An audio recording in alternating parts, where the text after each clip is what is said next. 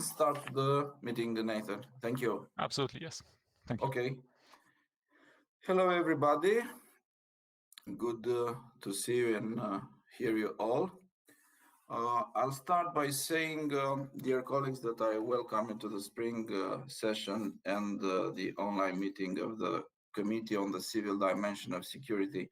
I'm sorry that circumstances again prevent us from gathering in person for our session, but I'm delighted that we can still meet today and that you could join us for this important meeting. Allow me to also thank our Swedish hosts for organizing this event. I would like to call the committee to order, and with your acceptance, I declare our meeting open. Under these circumstances, we have, I want to tell you that we have a busy schedule ahead, and we will do our best to keep this meeting to no more than 3 hours. And it will be structured as follows. We will first hear a presentation from Sara Myrdal, Director of International Affairs at the Swedish Civil Contingencies Agency, on Swedish-Finnish experiences in strengthening resilience through civil preparedness. The presentation will be followed by a question and answer session. Our General Rapporteur, Joëlle Giraud-Maillan, will then present her draft report on enhancing the resilience of allied societies through civil preparedness. After the discussion on the general report, we will have a panel on disinformation, during which our special rapporteur, Linda Sanchez, will present her draft report on bolstering the democratic resilience of the Alliance Against Disinformation and Propaganda. She will be joined by Torbjörn Ostrand, head of the Research and Development Branch at the Counter-Information Influence section of the Swedish Civil Contingencies Agency, who will talk about the impact of disinformation on democratic resilience. Finally, our subcommittee rapporteur, Anissa Keder, will present her draft report on the democratic situation in the Middle East and North Africa region 10 years after the Arab Spring. We will conclude our meeting with some committee business, including the proposals to change the name of the committee and subcommittee. The last two points from my side before the two last points from my side before we start. First, the draft reports are available online on the NATO Parliamentary Assembly website.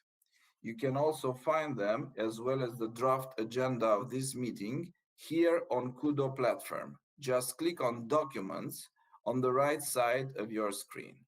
And please also know that this meeting will be video recorded and available on the NATO Parliamentary Assembly YouTube channel and the NATO Parliamentary Assembly website following this meeting.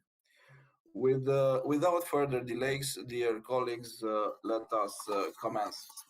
So the first item is the adoption of our draft agenda, and I want to ask you if there are any comments at the end or any objections to the adoption of the draft agenda.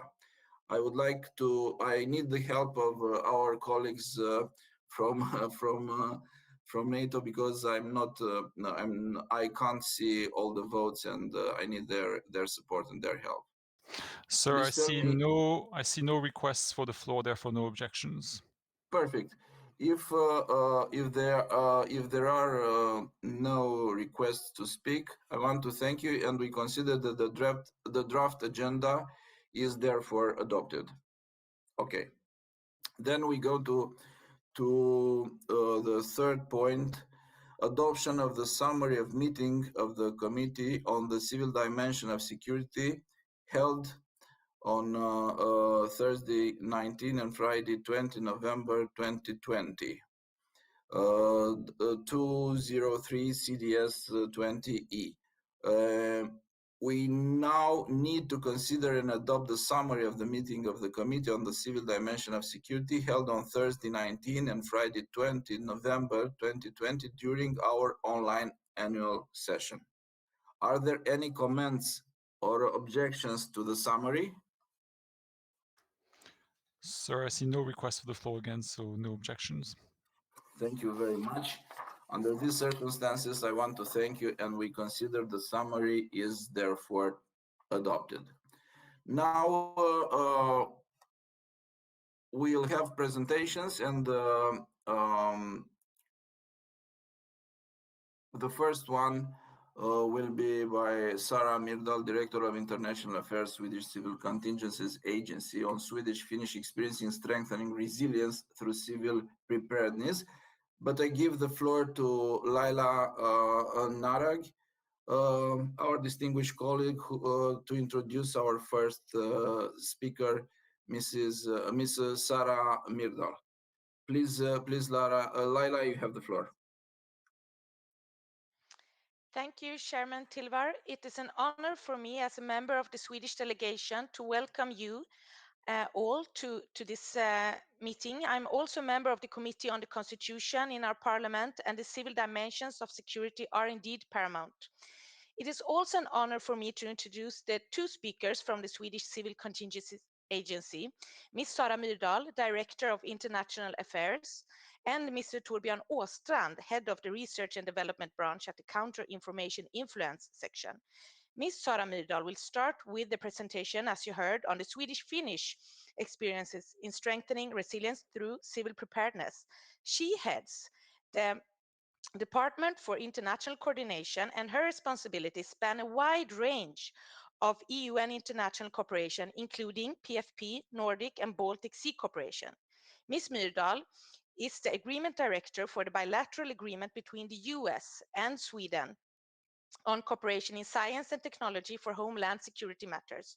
She has been affiliated with several research centers, as well as worked as a senior analyst at the Swedish National Defense College, where I, by the way, myself hold my degree from and have fond memories from.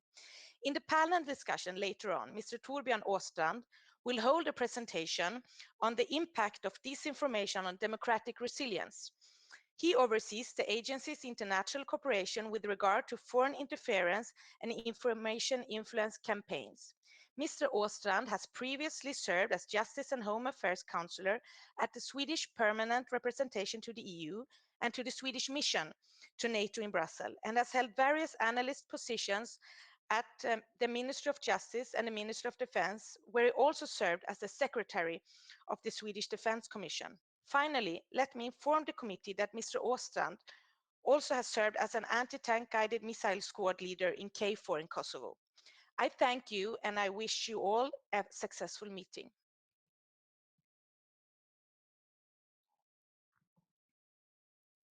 Mr. Tilvar, we cannot hear you. Thank you very much for introducing our colleagues, our guests, and I give the floor to our first guest. You have the floor, please. Well, thank you. Thank you to the chair, Mr. Tilvar, and thank you, Mrs. Naragi, for your kind introduction. So, ladies and gentlemen, I'm very honored to take part in this meeting and to address such a distinguished audience. The topic that I've been asked to speak about today, Swedish-Finnish experiences on civil preparedness, is a topic of very high priority for the Swedish government. This was clearly underlined in the reports by the Swedish Defense Commission a few years ago, in the recent Total Defense Bill presented in December last year, and once again in March this year, when the ministers in charge of civil preparedness in Sweden and Finland, Mikael Damberg and Maria Ohisalo, signed a joint letter of intent on closer civil preparedness cooperation. So why are we seeing this push for Swedish-Finnish cooperation on civil preparedness? I believe there are a number of reasons for this. First of all, a powerful driver is no doubt the increasing cooperation on the military side. Swedish-Finnish cooperation on military defense has developed into the most far-reaching of Sweden's various defense corporations. As of October last year, there is even a law on operational military support between the two countries. Now, this is quite ambitious, and seen in a total defense perspective, this has obvious implications also for civil preparedness. Secondly, Swedish and Finnish societies are already interlinked across many sectors. This is, of course, a result of history and geography. We were, after all, part of the same country for almost 700 years. So there are many interdependencies, and it is in our self-interest, if you will, to make sure that we strengthen our resilience together. Third reason, when we look at the risk and threat horizon, we're not only seeing rising tensions around the Baltic Sea, we're also seeing the impact from climate change, new pandemics, CBRNE threats, huge challenges on cybersecurity. And we have the kind of threats that we will be discussing later on in this session, disinformation and influence campaigns, where my colleague Torbjörn Ostrand will address those issues. So these peacetime and hybrid challenges are equally important drivers for our civil preparedness cooperation.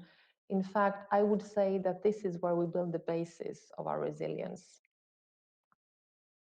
And finally, as you all know, Sweden and Finland have chosen the same solutions when it comes to memberships in the EU and NATO. We both joined NATO Partnership for Peace in 1994. The next year we joined the EU together, and in 2014, both Sweden and Finland became enhanced NATO partners. And we've also both signed host nation support agreements with NATO. So working closely together in using the full potential of those various partnerships is a smart way of boosting our efforts. And finally, I would like to add a fifth point, and that is our Nordic cooperation. There is not only a strong political push currently for Swedish-Finnish cooperation, we've also seen important developments in our Nordic Haga cooperation on civil preparedness, which includes also our dear colleagues from Norway, Denmark, and Iceland. In fact, a lot of our bilateral cooperation with Finland builds on this wider Nordic cooperation, which includes also cooperation structures on the military side in the form of Nordefco. And I think this is important to underline. And not to forget, obviously, we're also cooperating regionally in different ways with our colleagues around the Baltic Sea. So those were a few words about the rationale or the drivers, if you will, for Swedish-Finnish cooperation on civil preparedness. But what does our cooperation look like today? And based on our experiences so far, what are the main areas for development over the coming years? So I will soon do my best to shed some light on those questions, but before I do so, let me just provide some brief context on the agency that I represent, the Swedish Civil Contingencies Agency, MSB. So MSB was established in 2009, actually in the aftermath of the Indian Ocean tsunami a few years earlier. We have quite a broad mandate on civil preparedness, dealing with a very wide risk and threat spectrum. So just to give you a few examples, we have a role in supporting climate adaptation. We deal with cybersecurity, hosting the National Computer Emergency Response Team in Sweden. We train the local rescue services. We have a coordinating cross-sectoral role in national crisis, including also crisis communication to the public. We work with disinformation. We provide national response modules at home, but also disaster relief abroad, working closely with the UN and the EU. We organize national level exercises. We finance research. We do analysis, including a national risk and capability assessment. We work with the private sector, our voluntary organizations, and we try to engage with our citizens. And since 2015, we're also engaged in total defense planning, working closely with our armed forces. So this is quite a broad field of action, and we are in many ways embodying a whole of society approach to civil preparedness, I would say. We report to the Ministry of Justice, and our main interlocutors in our cooperation with Finland are colleagues within the Finnish Ministry of the Interior, but we're also working closely with colleagues in the Finnish Emergency Supply Agency, NESA, for example. And here I also want to mention that despite our broad mandate at MSB, we are not in charge of our entire cooperation on civil preparedness, so far from it. Other sectoral agencies also have a role within their areas of responsibility, our energy agency, our transport agency, post and telecom agency, etc. So what does our cooperation with Finland on civil preparedness look like today? If we take our joint NATO framework with the 7 areas of baseline requirements, I would argue that there are currently elements of cooperation across several of the baseline areas. For example, on transport, this is of course a key area. Disruptions in cargo flows across the Baltic Sea would have a significant impact for the region as a whole. And since last year, there is an agreement between the transport agencies in Sweden and Finland focused on continuity planning for disruptions, including also wartime scenarios. And some joint work has already started. I know they're doing tabletop exercises, developing scenarios, etc. Civil communications and cybersecurity. Since a few years back, the public safety communications network in Sweden and Finland, and also in Norway, by the way, Virve, Rakel, Nødnet, are interconnected. And this is a great achievement, which allows first responders to communicate in cross-border crises and emergencies. Also in cybersecurity, there has been some important progress. In fact, the CERT functions, the computer emergency response teams across the Nordic region, have an ongoing cooperation based on a Nordic security agreement. So there is a possibility to exchange also classified information, which is very useful. CBRNE security. Here we are engaged in building response capacity. Sweden is currently developing a concept for mass decontamination as part of EU cooperation on civil protection, RescEU. We are drawing on civil-military synergies in this work, and we have, of course, a close dialogue with our Finnish colleagues here. So those were some examples of ongoing cooperation, but based on our experiences so far, where should we focus our attention over the coming years? Here I would like to point to a few overarching areas of great importance. First of all, we need more joint work on assessing cross-border vulnerabilities. We have started a very interesting initiative together with the Finnish Emergency Supply Agency as well as Norwegian colleagues called Critical Nordic Flows. We had a first report published a while ago with a sort of general mapping of interdependencies across, I think, 6 different areas. And after summer, we will start a second phase, moving deeper in a few of the areas and possibly energy and transport. I think this kind of focused analytical work involving also private stakeholders will be a very important contribution ahead. Secondly, emergency supply issues. We learned the hard way during the pandemic about the challenges in disrupted supply chains.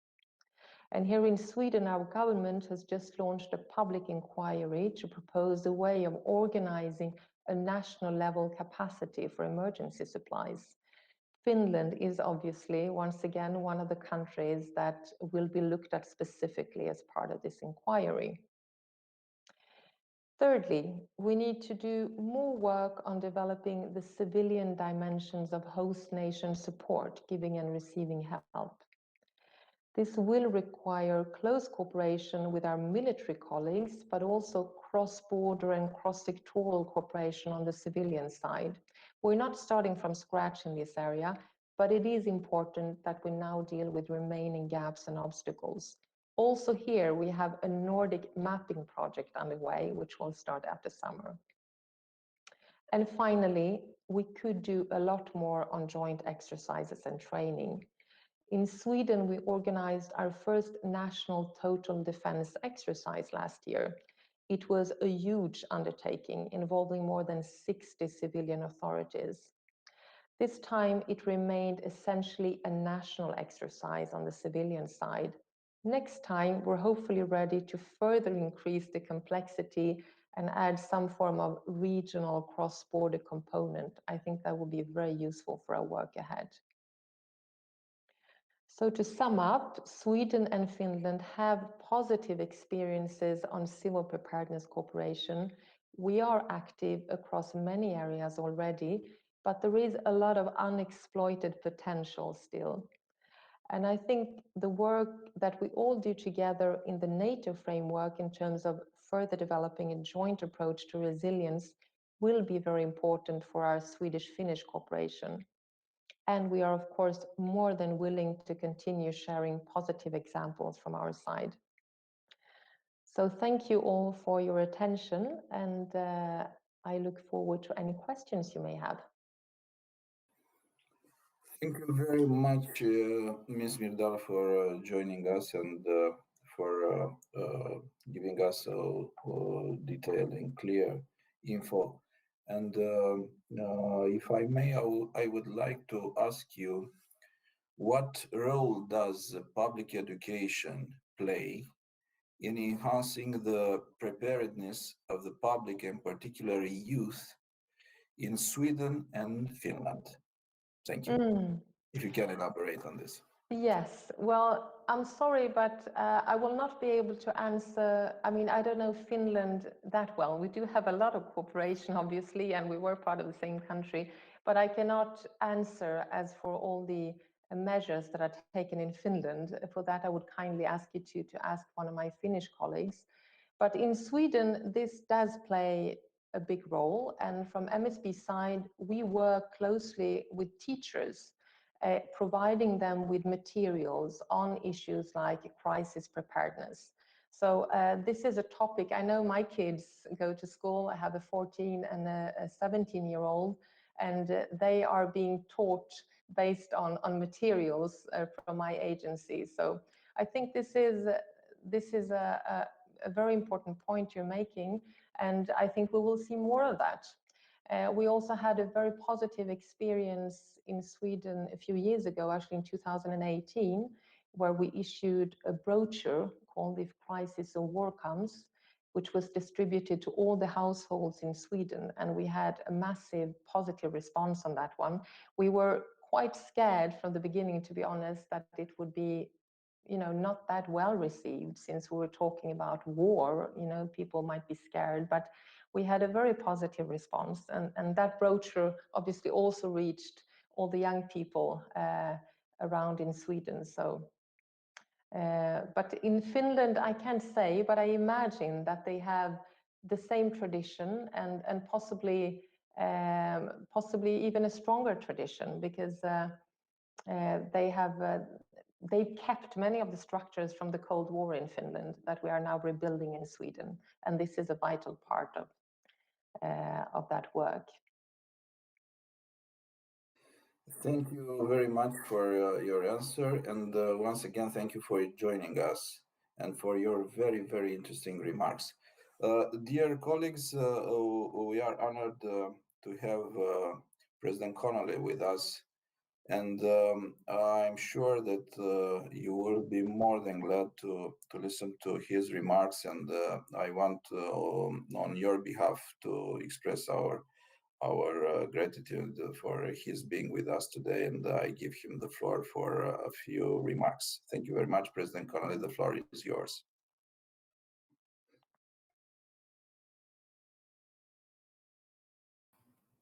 Thank you, Mr. Chairman, and thank you so much for this important committee meeting.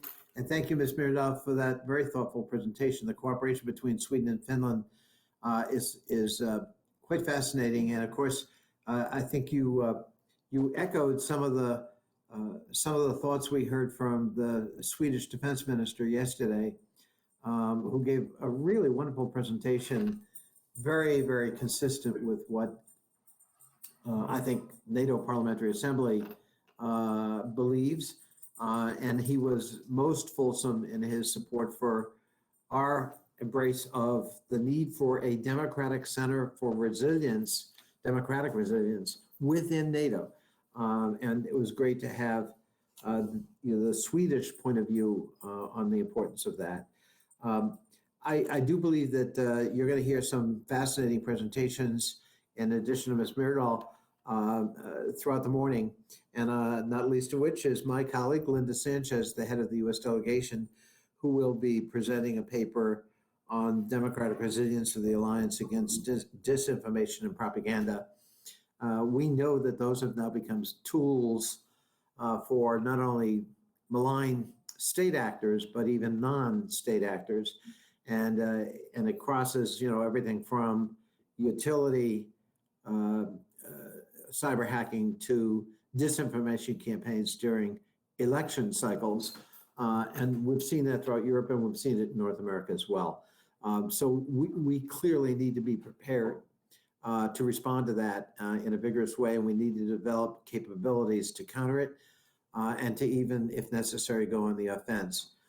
As you know, one of the, Mr. Chairman, one of the recommendations we've made is to add responsibility to the title of this committee because we believe that fighting for democracy and fighting against the threats to democracy, both from within our own societies and outside, is clearly important. We know democracy is resilient, but we also know it can be fragile. And certainly in the United States, we experienced some of that fragility in a shocking way on January 6th, when there was an insurrection aimed at the United States Capitol itself.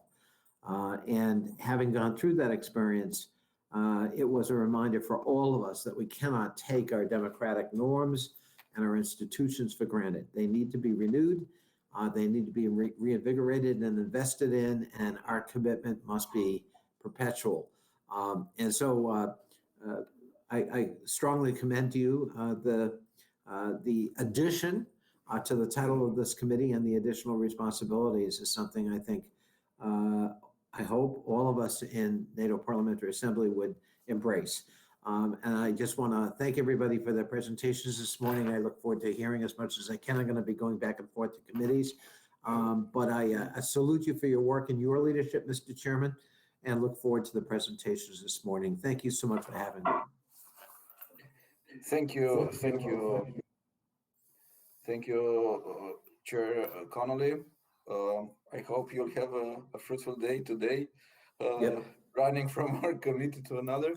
I want to add to what you said that as a keyword, democracy would bring added value to the meaning of our committee, and I fully support your suggestion, and I'm sure that our colleagues will take it into consideration properly. Thank you for very much for being with us, and we are looking forward to having you as often as possible with our committee, because we are glad to discuss and to have many points of view to the themes we have on the agenda. Thank you very much.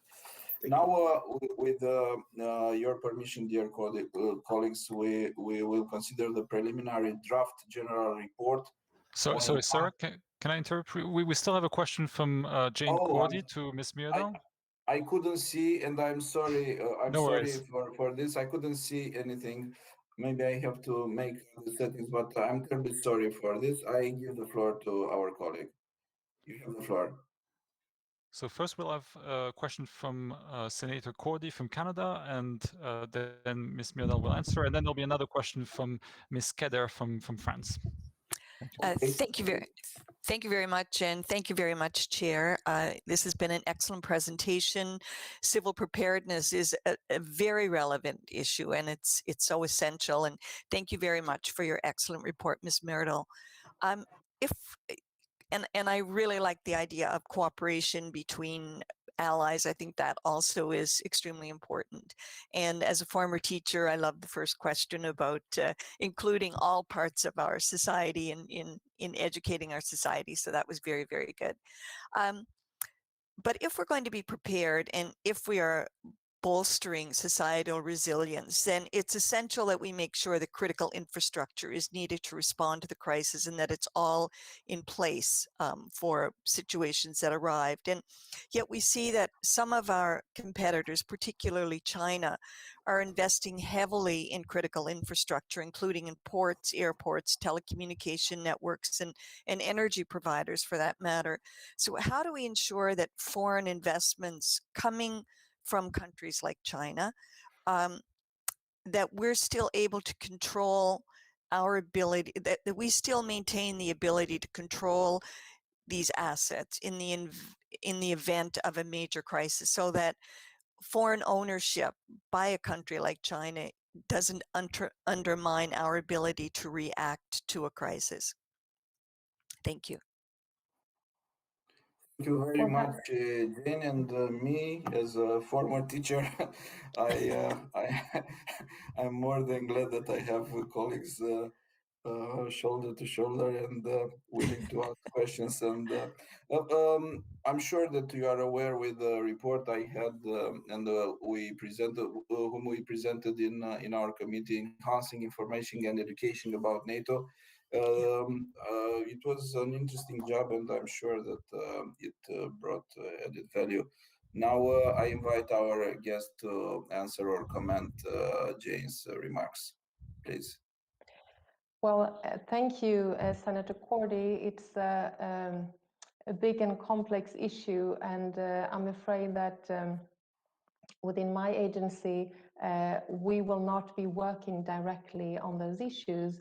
We do have a role, a sort of coordinating role when it comes to safeguarding vital societal functions, and we work closely with the private sector on that. We issue various kinds of guidance on continuity planning, etc.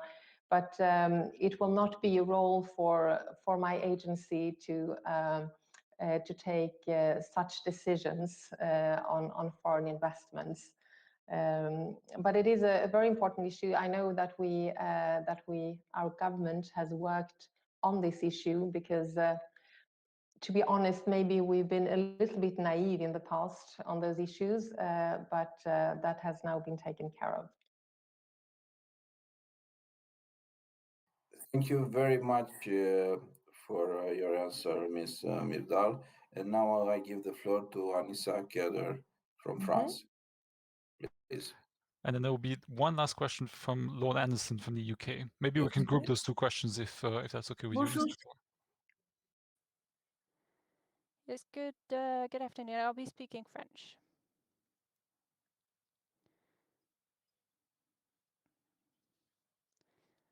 All the participants, if you do not want to listen in French, you can click at the bottom left corner of your screen where it says floor. You can switch to any language that you prefer if you want to hear the interpretation. Thank you. Madame Keder, allez-y.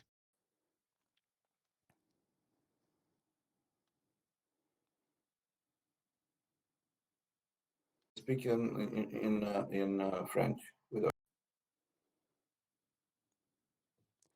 Thank you. Good afternoon. Good morning, everyone. Madame Mirdal, thank you so much for the great presentation you have just shared with us. So, civil players, whatever its nature, citizens, organizations, have a role to play. They have to coordinate with the armed forces in order to strengthen our society's ability to react and to bounce back following a crisis. But all players aren't entirely aware or interested in the role they can play in this area. So how can we make sure that all members of the civil sector, including citizens, and more specifically young people, understand the importance and the benefits of strengthening resilience? What are the best practices developed by Sweden in this matter? And in what way does it cooperate with Finland on these matters? Thank you. Thank you very much. Sarah Mirdal, the floor is yours. Hello, thank you, Mrs. Kader. It's one. I think it links in a little bit with the question that I received earlier from Mr. Tilvar, and it is true that it is a big effort that we are doing right now in Sweden to actually reach out even to all citizens. I mentioned the brochure that we distributed earlier and the work we're doing with schools and teachers on that topic. But it's also, I mean, we have a multi-level system in Sweden, and as I mentioned, the role of MSB is very much a coordinating role. We work very closely with the county administrative boards, and they work very closely with the local municipalities. And so we try to use all these forums and platforms for reaching out with information on basic crisis preparedness issues. We have a crisis preparedness week every year in May, where we organize together with local municipalities various kinds of events. We organize small exercises. We have you can come and see and watch what you should have in your crisis toolkit, if you will, and fun ways of engaging then with young people on this very important topic. So that's how we try to work. We've had some discussions actually with Finland and also with Norway on coordinating this crisis preparedness week, possibly organizing it the same week and doing things together. We haven't realized this yet, but we have such an ongoing discussion, and we do exchange a lot of materials between us that we translate also, so we can so we don't need to redo things, but can draw on each other's good experiences in this area. Thank you very does much. Does that answer your question? We will see if we have comments from our colleague, but until then, I give the floor to Laurie Anderson. Laurie Anderson, you have the floor, please. Thank you, Mr. Chairman. Can I thank you and also thank Ms. Myrdal for her presentation. Chairman, it's difficult to discuss civil preparedness today without thinking of our response to the pandemic. So it might be helpful to have some indication of what has happened in Sweden. If we didn't mention the pandemic, using a Baltic example, it would be like Hamlet without the Prince of Denmark. So if we could have some indication of what has happened in Sweden and what sort of inquiry will be held. Equally, Ms. Myrdal talked about Baltic cooperation, but did not mention Denmark. Was there any special reason for this? Has there been any cross-Baltic cooperation in response to the pandemic, and will there be some form of joint post-mortem when we hope we can largely get over this pandemic? Thank you. Thank you very much, and I give the floor to our guest for her comments or answers. Please, you have the floor. Well, thank you. Well, the pandemic is no doubt an issue that is, I mean, it's difficult to avoid the pandemic. We are still in the pandemic, so it's an all-pervasive issue right now. I don't know, you asked about Nordic cooperation. Well, first of all, on Denmark, just to clarify that we work very closely with Denmark as well. As I mentioned, Nordic cooperation is basically, you know, our main platform. And then we have a somewhat deeper cooperation with Finland, but we work a lot with Denmark on various issues, so they are not at all excluded. But on Nordic cooperation as regards the pandemic, we've had a lot of exchange between the agencies on the civil preparedness agencies, if you will, across the Nordic countries. We've actually arranged video conferences every week at the level of Director General in the beginning of in March last year. Now it is about once a month or something, where we exchange situational overviews and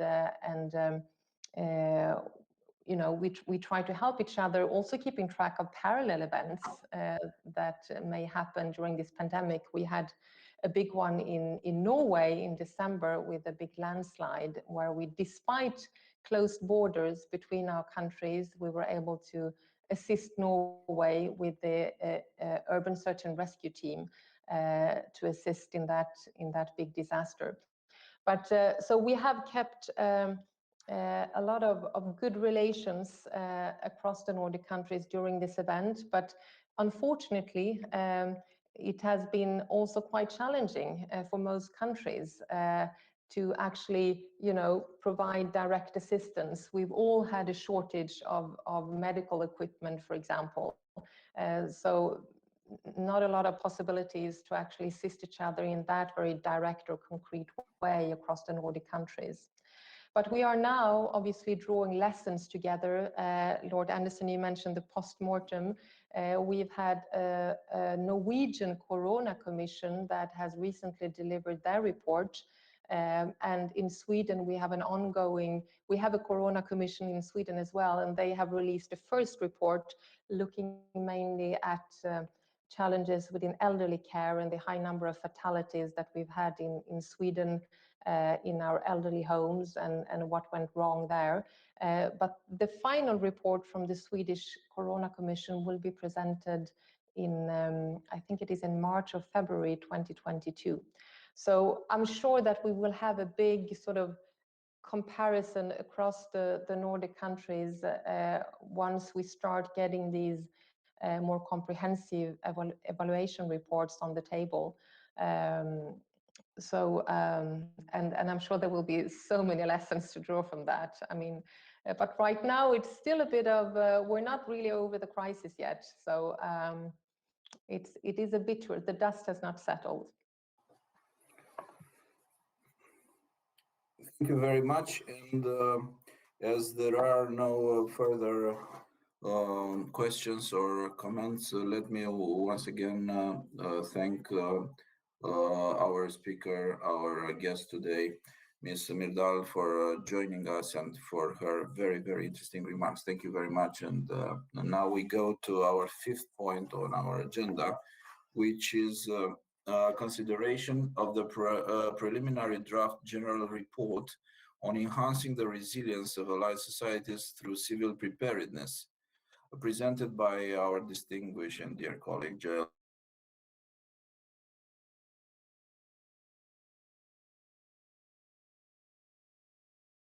On enhancing the resilience of allied societies through civil preparedness. And I give our colleague, dear Joel, you have the floor. We are more than willing to listen to your report. You have the floor, please, Joel.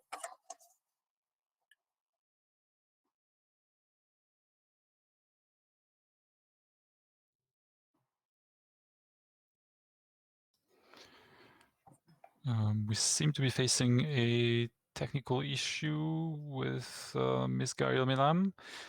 Ms. Gail Milam, maybe you can request the floor again. Let's see if it works.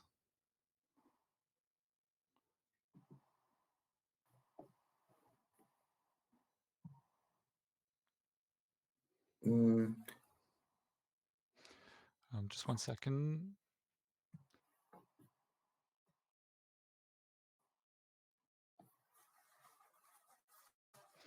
I see you're now on the screen. We can see you. Okay, can you give me the mic? Perfect. Yes, Now you can hear me? we can see you and we can yes. hear. Perfect. Thank you. You have the floor, Joel.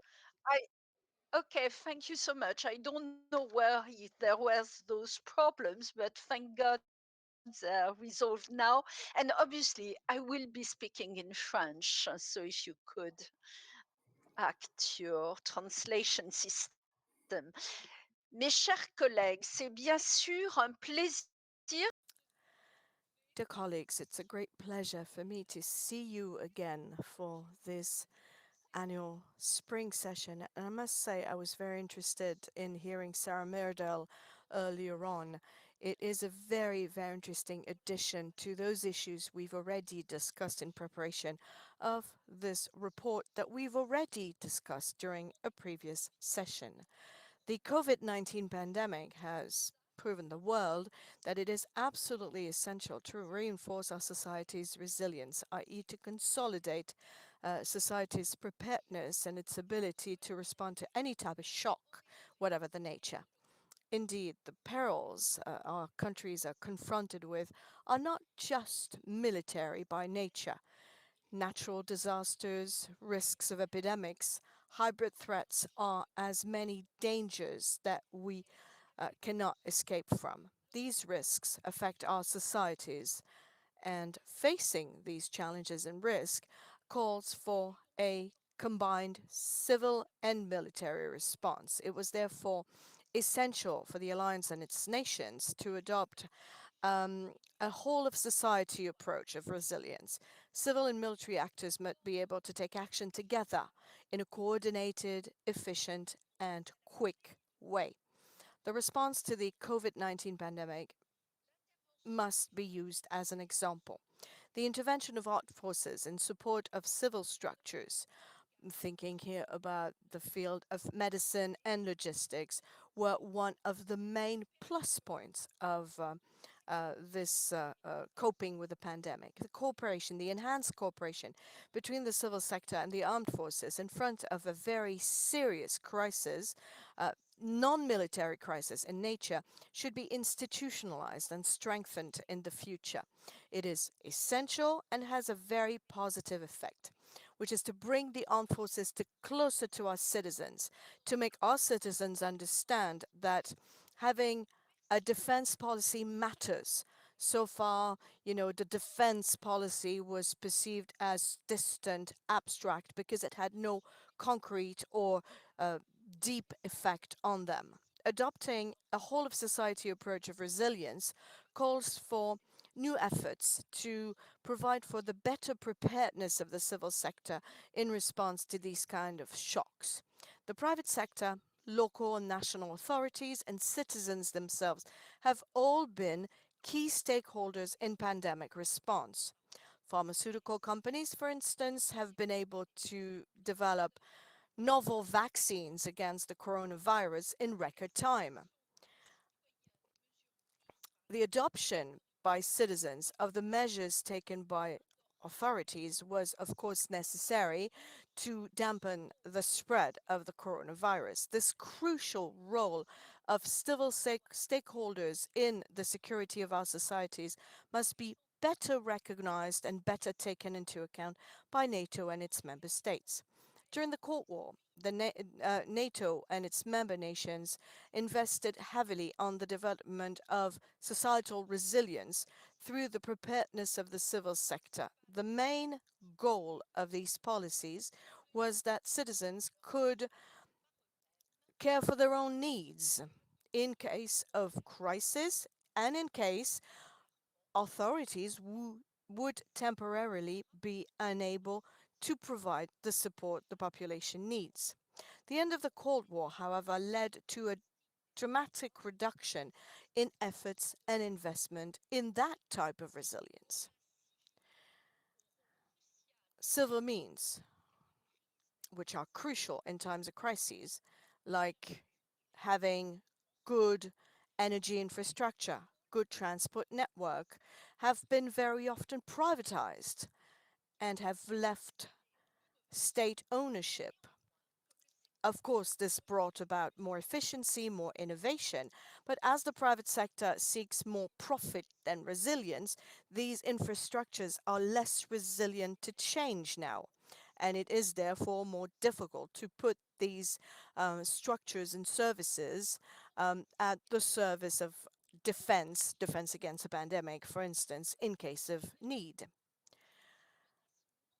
A more complicated global security environment and the emergence of non-conventional threats over the last 2 decades have led to renewed interest in resilience and civil preparedness.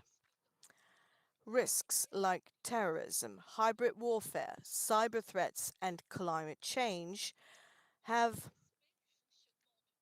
influence on many aspects of the functioning of our societies, on communication, on transport, on healthcare systems, on food supply, water supply, energy supply, and also business continuity for our public authorities. In front of these risks for the security of our allied societies, NATO has developed capabilities, capacities, structures, and partnerships in the field of resilience and civil preparedness that all of the allies may benefit from. More particularly, NATO coordinates and assesses national efforts in that direction. At the Warsaw Summit in 2016, heads of states and government of the Allies have defined 7 basic requirements that should guide national efforts in the field of resilience and civil preparedness. These 7 basic efficiencies are the continuity of public authorities and public services, the management of uncontrolled movements of people, the ability to manage mass casualties and victims, resilience in terms of food, water supply, of the resilience of civil communication systems, the resilience of energy supplies and transport system in case of crisis. Last year, allies decided to update those 7 basic requirements by 2021. This should be an opportunity to incorporate the lessons learned from the COVID-19 pandemic and to have an alliance that is better prepared for future challenges. If NATO has to play a central role in coordinating policies in that area, resilience and civil preparedness nevertheless remain first and foremost national prerogatives. However, some member nations and partner countries have developed specific expertise. It is the case of our host, Sweden. And again, congratulations to our speaker, Sarah Murdal, for a fascinating briefing. And we had admired the resilience of Sweden during one of our committee's visit to Stockholm precisely 2 years ago. We were stunned by publication and distribution of information to every Swedish family in times of crisis. It was very impressive, and I'm delighted that we can again talk about the Swedish example with the representative of the Civil Emergency Agency from Sweden. Other countries have also very, very specific knowledge and know-how in managing different types of crises. The draft report I'm presenting to you today includes, amongst others, competencies developed by Estonia in terms of resilience to cyber threats.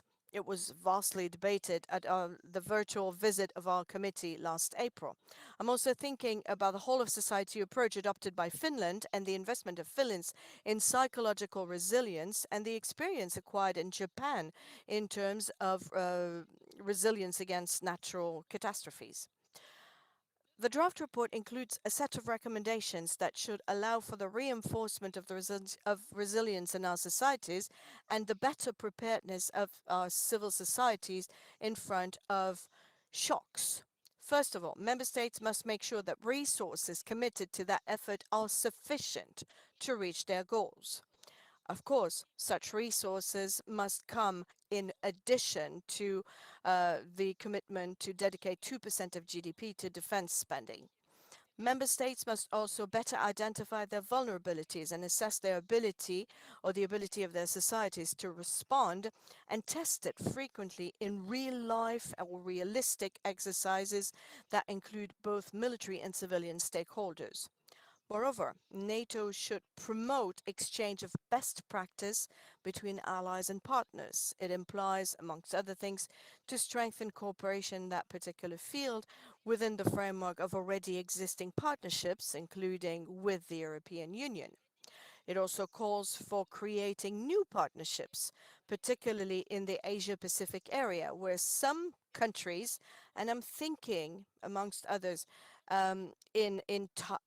about Taiwan, 12 casualties out of 23 million inhabitants, because these nations have demonstrated their ability to manage crises and by the way, seen with that great success of Taiwan, it seems to be shameful that China does not want Taiwan to be an observing member or an observer at the World Health Organization. It is a position I've already expressed at one of our last meeting, and I've reiterated that demand in support of a resolution in front of the French Senate that I co-signed, that was unanimously adopted. And I would also like to thank G7 and Anthony Blinken for their position, because they go exactly in the same direction as our French proposal in our French Senate. It is finally crucial for allies to better communicate with their populations and public stakeholders on the importance of developing resilience and the role that each and every citizen has to play in this resilience. And it is particularly with regards to the resilience of the private sector that we need to act. It calls for a better surveillance of foreign investment in critical infrastructures, but also business continuity planning for services that are essential for the population, and also the protection of supply chain in case of crises. In a global security environment that is getting increasingly intricate and complicated, and in front of the multiplication of military and non-military threats on our societies, resilience and civil preparedness to crises are amongst the first lines of action and lines of defense of the alliance. The NATO 2030 process, now underway, and the upcoming summit of heads of states and government are excellent opportunities to rethink and improve the approach of the alliance towards resilience in front of current or future risks. And I do hope that this draft report will help feed into that particular topic. Thank you for your attention. And of course, I will be very happy to answer your questions. Thank you, dear colleagues.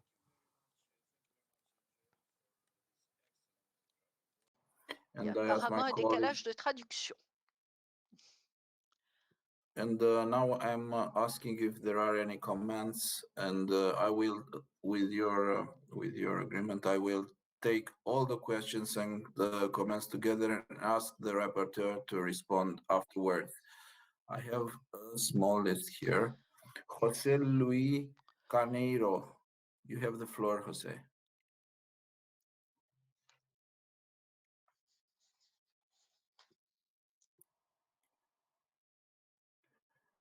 Nathan, I think I need your help again. It should be just a few seconds, sir. Okay, thank you. Mr. Caneo, you're now on the screen. Yes, perfect. We can see you and hear you. Oui, ok. Vous m'écoutez? Je vous écoute bien. On vous entend. I can hear you. I hope you can hear me. Yes. I would like to, first of all, greet Mrs. Gary O'Milam, and I would like to thank her for the very important information she has provided us, and for the opportunity to have a debate on this draft report. I'd like to underline how important it is to assess the state of our critical infrastructures and how to protect such critical infrastructure, because they are key for the security of all allies. That said, I would have another comment on this very important topic. The pandemic has created a disconnect between citizens and democratic institutions, and enemies of such democratic institutions, adversaries of our democracies, have worked day in, day out, and unfortunately, connection is lost. Apologies.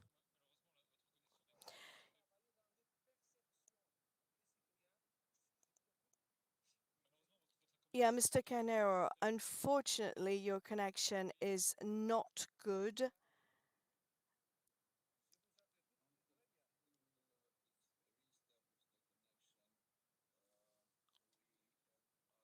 colleagues that want to intervene, and I give the floor to Alexandros Kirsteins. Alexandros, can you hear us and see us? Sir, maybe what we can try is we can turn off the camera of Mr. Caneo, and then you can finish his question. And then we can take the next speaker. Let's see if this works. Otherwise, pour moi, c'est possible. Mais Yes, I can do that. So,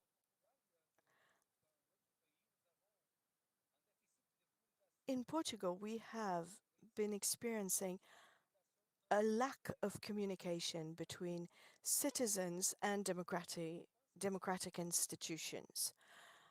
I believe it is of the utmost importance in such crisis situation to establish links and ways to communicate to citizens, and especially to young citizens, kids in school, for instance, youngsters, about their duty to society, about, and unfortunately, collection is lost again. Apologies. les écoles, et les institutions démocratiques. Et And so I wanted to know what you thought about having a multi-level governance model, one that would establish a relation of trust between citizens at the local level, the regional, the national, and the European level, and with our alliance.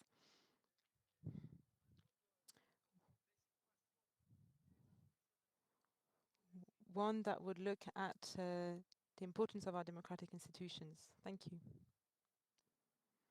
I'm sorry for interrupting you, dear colleague, but due to the connections, it wasn't very clear for me when you ended your intervention. Now I give the floor to Alexandros Kirsteins. Alexandros.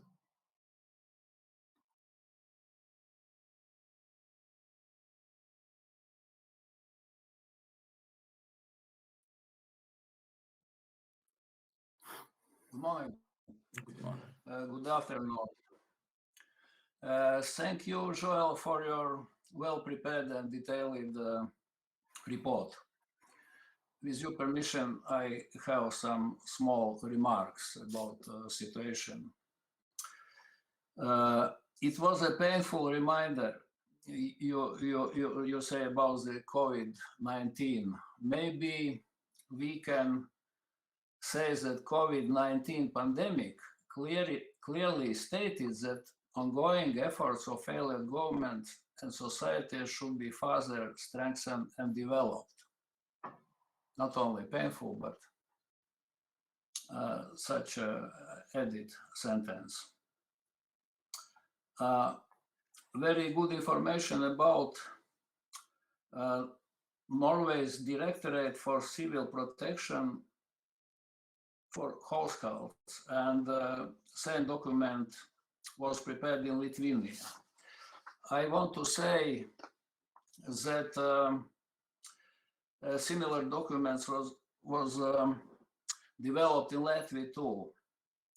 In Latvia, the booklet has been developed for residents on how to act in a crisis situation.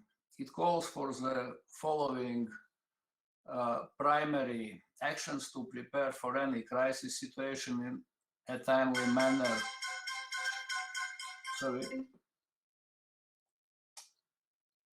To discuss possible crisis situation with relatives, to agree on action in such situations, to be prepared to provide food, water, basic necessities for the first 3 days, regularly refresh the knowledge about the provision of first aid, to obtain information and knowledge that can help you and your family in the extremely conditions. And small remarks about Article 41 in this report. sorry, 48. 48 about Baltic states. Yeah, here is sentence: the Baltic states must tackle the conventional threat posed by Russian armed forces close to their borders. But problems is more wider. The Baltic states face various challenges posed by Russia, including hybrid threats, cyber attacks, politically motivated propaganda and disinformation campaigns, economic pressures, intelligence operations, as well as military buildup and maneuvers near our borders.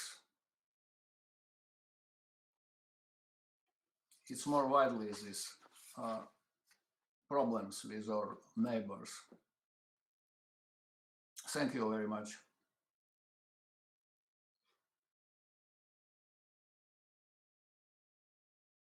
I give the floor to our final intervention. Rodrigue, the floor is yours.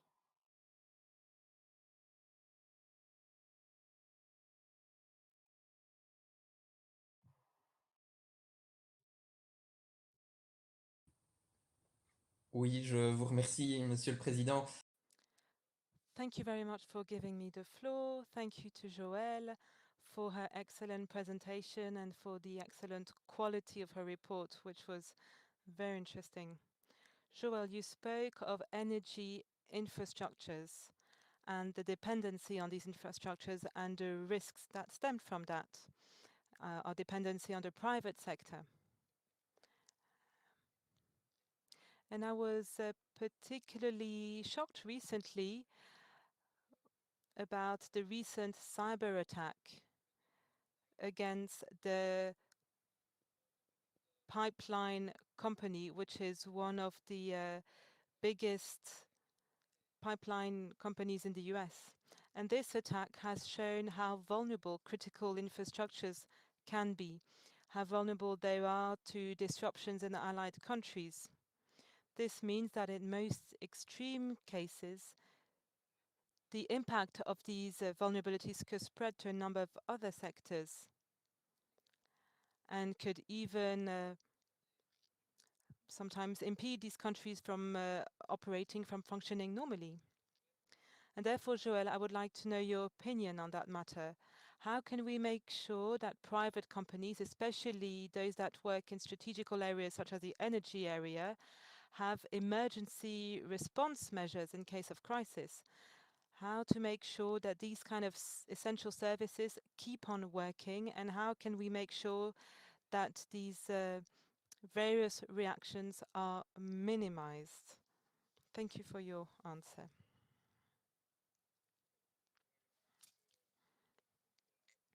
I give you the floor, Joel, to answer or to make remarks to the things our colleagues previously said. Please, Joel, the floor is yours. Oui, merci. Thank you very much for your intervention. So I have to say that at some point the sound got interrupted. So I'm afraid maybe I missed some of the questions. So first, to answer to José Luis Carnero's questions. So first, I thank all of the speakers for their questions. Indeed, there was a real communication gap between citizens and democratic institutions. It appeared very clearly, and I believe the conclusions of our report speak of it and says how we need to improve our communications. I think there are many reasons behind this. The main one being that democratic institutions and governments and parliamentarians did not really know what they were going into with this COVID crisis. We didn't know what the scope would be, and there was fear across the board, and no one really knew how to answer. And so we had to adapt to this crisis situation. For instance, in France, many questions were raised. Fear appeared. For instance, we were wondering whether or not masks were useful or not. There were many contradictory measures taken. First, it was said that masks were not necessary, and then we said they were, but we were not able to find any. Same around the vaccines. And therefore, it's true that the focus was not on communication, because governments tried to first react to the crisis and didn't necessarily think about communication. And I would also like to add, and that's to answer to what Alexander said, we should not only see this crisis as a painful event, of course it was, but this crisis is also an opportunity. And this is what we try to focus on with this report. It's an opportunity to better prepare the future, better prepare our response measures to crisis, better inform. And Alexander spoke of this booklet that was made in Latvia. I hadn't heard of that, but I think it's very useful. Maybe we could actually make a reference to this booklet in our reports, because we already speak of Sweden. But I think it's extremely important to have these kind of initiatives. And this is an idea we wanted to put forward in France, for instance, with children. Children were at a loss in France. And I think we need to have this kind of booklet whereby we would see how to react in case of a crisis, whether it's COVID or an attack on the country or an electricity or power cut and so on. I think it's extremely important. If we have to draw one lesson from this crisis, this is the one. It's the need to be better prepared for these kind of crises, and maybe with written documents. Just to give you an example, when flights from Wuhan were banned at the beginning of the crisis, I protested against that, because we didn't ban flights from China as a whole, and there were no tests, there were no controls on arrival. Once again, I believe a number of measures have to be taken during this crisis. Just to give you an example, it goes way back. There was a small insurrection in the Ivory Coast. The general consulate over there was the information center for all the French citizens there. And there were about 25,000 French citizens in this country who would try to call the consulate, but there were not enough telephone lines, for instance. So there are many ways in which we can improve the situation in terms of communication and information. So, as for Alexander, I don't know if I managed to answer to all of your questions, because the sound was cut at some point. I was listening to the floor and then I switched to the interpreting, and so there was a moment when I maybe missed one of your comments, Rodrigue. So at some point, Rodrigue spoke of cyber attacks on private companies and our response measures. Of course, we are fully aware of how important these cyber threats are, how we must improve our cybersecurity everywhere, and notably within our companies, but not only. We know that every 20 seconds there is a cyber attack. We must be able to respond to these cyber attacks. We also have our TV channels. I spoke of France 24 and TV5 World, two channels which were victims of a very serious cyber attack. And it's following these attacks that it was decided that cybersecurity needed to be strengthened. So of course, at the national level, we work on that. So in France, there is a security fund for cybersecurity, which will soon be implemented, We also have an organization which specifically focuses on these issues and that sends guides, booklets to companies indicating how they should protect themselves against cyber attacks. And I think that would be important for all the countries of the alliance. I remember that with our committee we went to Tajikistan and the government there asked for our help. They said that they had no weapons, no means to fight against cyber threats, cyber attacks. And I think that on that level, we have a role to play and we have a lot of efforts to make. And I also want to speak of this center, the initiative behind which was Jerry Connolly, because I think all of these cyber attacks are a threat for our democracies, for our companies, and so on. So I hope I managed to answer everyone's questions. If someone are missing, please tell me. I just had a technical issue during a few minutes. Once again, Joel, for this report, and thank you, dear colleagues, for your comments and questions. Now, allow me to move on to our next point on the agenda, which is the presentation panel discussion on disinformation. And we'll take into consideration the preliminary draft special report on bolstering the democratic resilience of the Alliance Against Disinformation and Propaganda. This special report will be presented by Linda Sanchez from United States as a special rapporteur.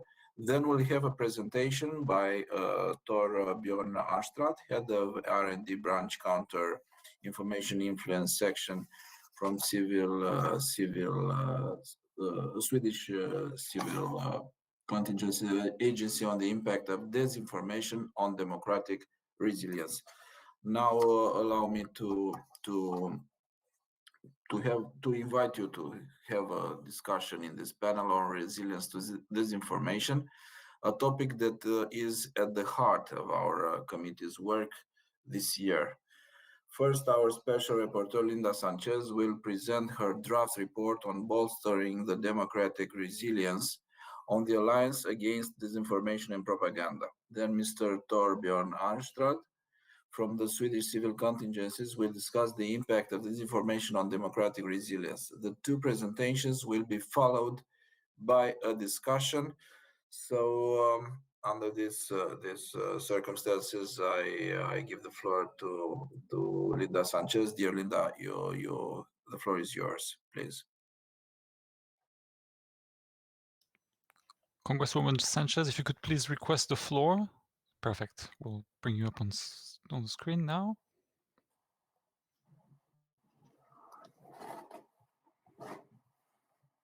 I want to begin by saying that the attack on the United States Capitol on January 6th will be forever etched in our memories. And I personally will never forget sitting on the floor of my office in the dark with a baseball bat in my hand, hoping that I would live to see my son again. And I know many of my colleagues who lived through that day are still trying to cope with the trauma that they experienced. I don't really know how to process a violent mob of insurrectionists storming the heart of our democracy to subvert the results of a free and fair election. I don't think any of us can understand that. And I don't think that any of us who ran to serve our country ever expected to live through an event like that. It's profoundly disturbing to watch your own fellow citizens be so overcome by lies and misinformation, by fear, and ultimately anger. That's why, even for those of us who lived through it, sometimes it's easier to pretend like that day didn't happen, or that somehow it wasn't as bad as we thought. But it did happen, and it's absolutely terrifying. And if we want to prevent it from happening again in the United States or in any other democracy, we have to understand how it happened. That day was a warning to all of us of the destructive power of disinformation. Meanwhile, the ongoing COVID-19 pandemic has also been marked by a disinformation crisis, which has played out in parallel to the health crisis. Malintentioned actors have seized this moment to engage in hostile information activities. They've disseminated false and misleading claims about the origins of the virus, possible treatments, protective measures, and now vaccines. Their reckless behavior in the information space has direct negative consequences for countries in the alliance and beyond. Congresswoman, I'm really sorry to interrupt you. We seem to have a little problem with the sound. I don't know if the sound is coming from a headset somewhere, or there seems to be a little bit of an issue with the sound. Okay, let me try adjusting my headset.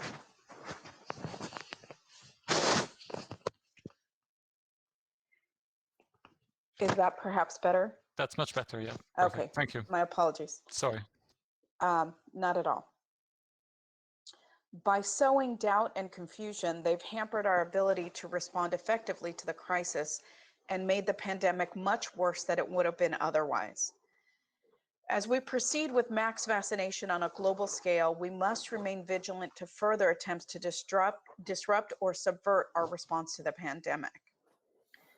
From authoritarian states to non-state groups and citizens, a growing number of external and internal actors are involved in the dissemination of disinformation and propaganda. We are all well aware of Russia's hostile information operations. The Kremlin has long used different channels to infiltrate and corrupt the information space in Western societies. But other actors are increasingly engaging in the production of dissemination of disinformation and propaganda. China and Iran represent emerging threats in this sphere. The scope and ambition of China's disinformation and propaganda efforts have expanded during the COVID-19 pandemic. Iran as well has stepped up its hostile information activities. And perhaps most worrying, we are increasingly seeing a convergence between the methods and the objectives employed by these countries. At the same time, non-state actors across borders are developing sophisticated disinformation and propaganda capabilities. They include terrorist organizations, far-right groups, and conspiracy theory movements. Although each of these actors has its own strategy and means, they tend to mutually reinforce each other's false narratives.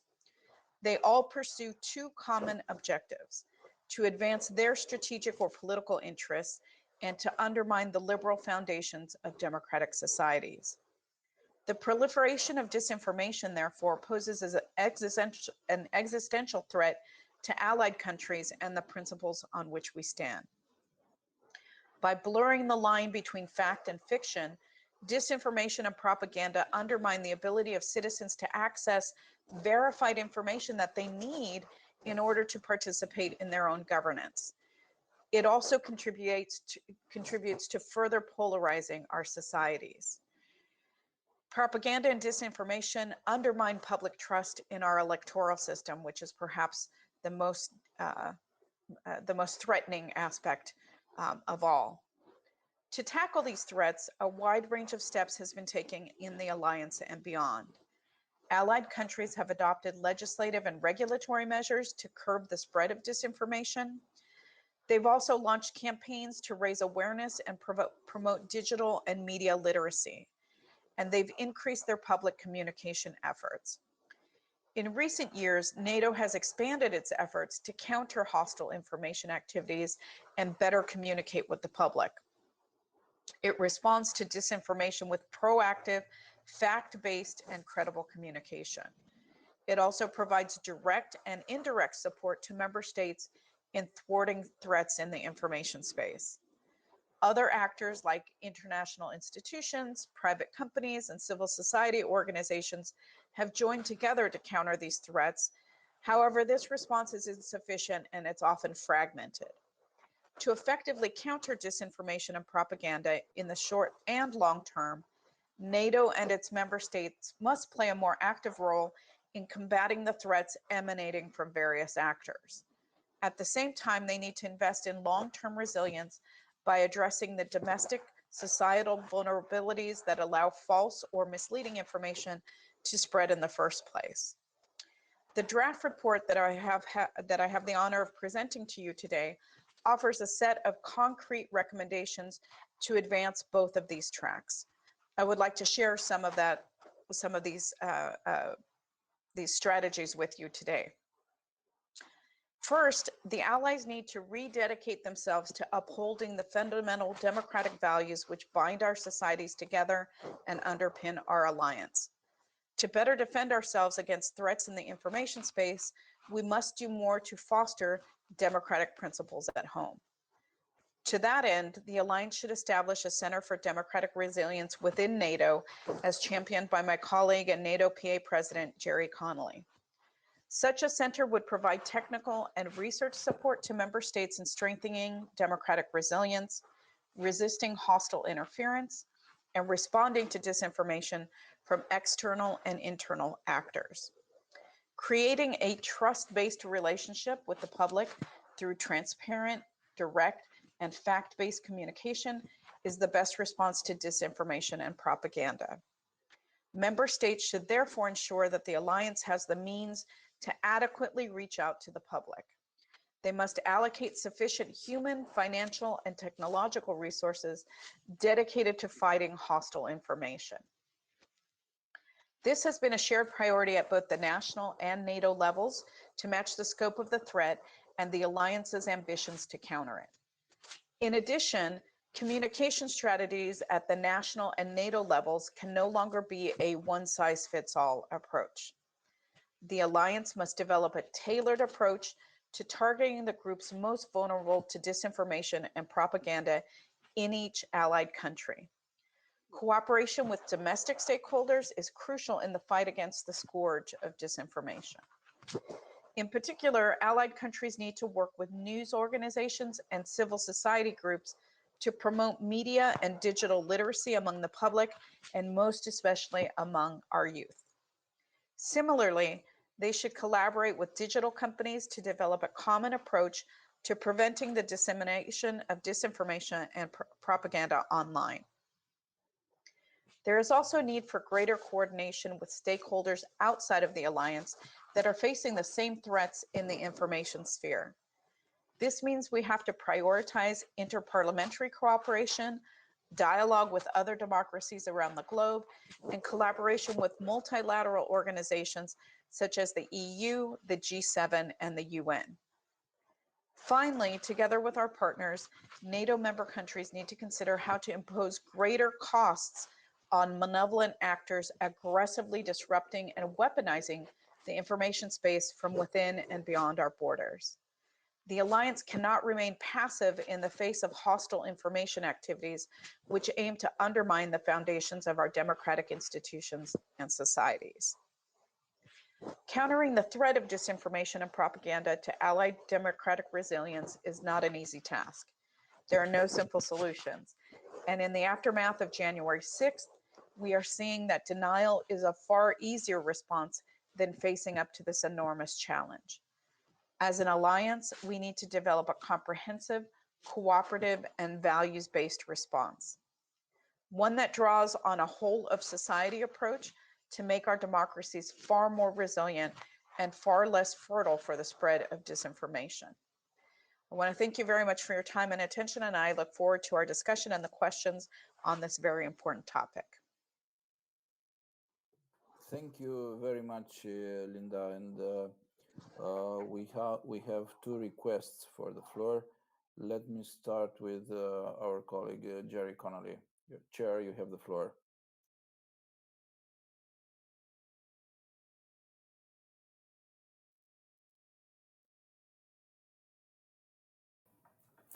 Thank you, Mr. Chairman.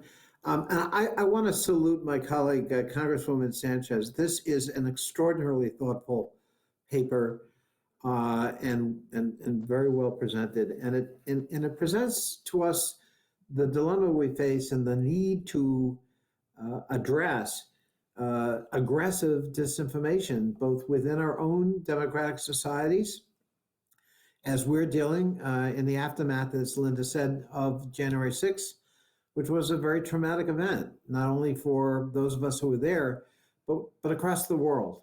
that the symbol of democratic institutions could be stormed in order to prevent a democratic process from being completed. And that was the validation of a democratic, free and fair election that had the largest turnout in 100 years and was decisively decided. But disinformation is affecting all of our democratic societies in various electoral cycles and referenda. We saw it even in, say, the referendum in North Macedonia when the Russians actively tried to skew the results of that referendum through misinformation and disinformation.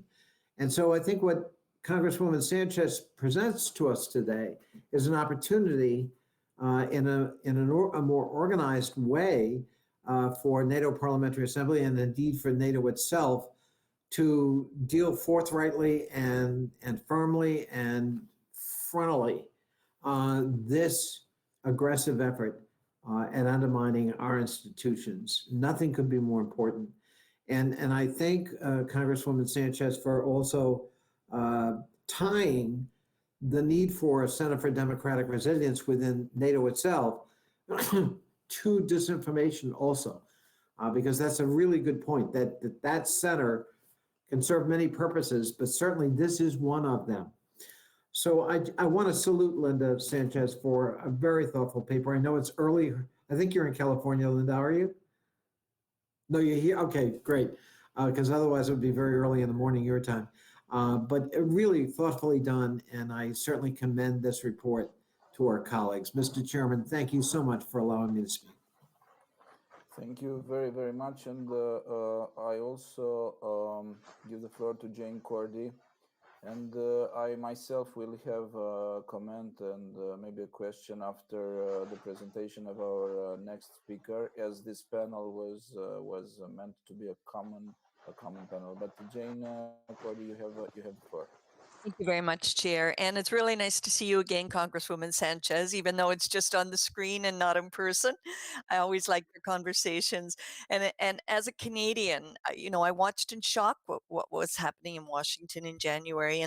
And as our southern neighbor, we hope that never happens again and that you always stay safe. But I can't imagine the feeling of helplessness that many of you must have felt being in your place of work and this happening. Your report speaks, it was excellent, by the way, and I think we could all identify with it. Your report speaks of the power of disinformation, and with social media, that just has become easier to disseminate the information more quickly. Within a few hours, you can touch thousands, if not millions of people with disinformation. And you also spoke about the blurring of the lines between fact and fiction. And when the lines are simply blurred, it makes it more difficult for people to understand whether or not it is fact or fiction.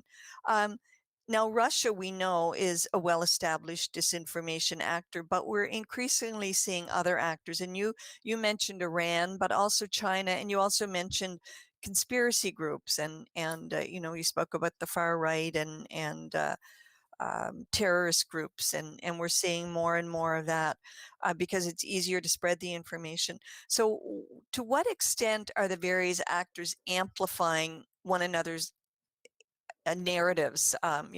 Sometimes it feels like it's an echo chamber and they're all picking up on it. And what can we do to counteract this convergence of narratives of all coming together? Thank you very much, Jane. And now I give the floor to Torbjörn Anstrand to speak to us about on the impact of disinformation on democratic resilience. Then I'll have other questions if there will be requests, and then the both guests can answer or make comments on the issue. Thank you very much.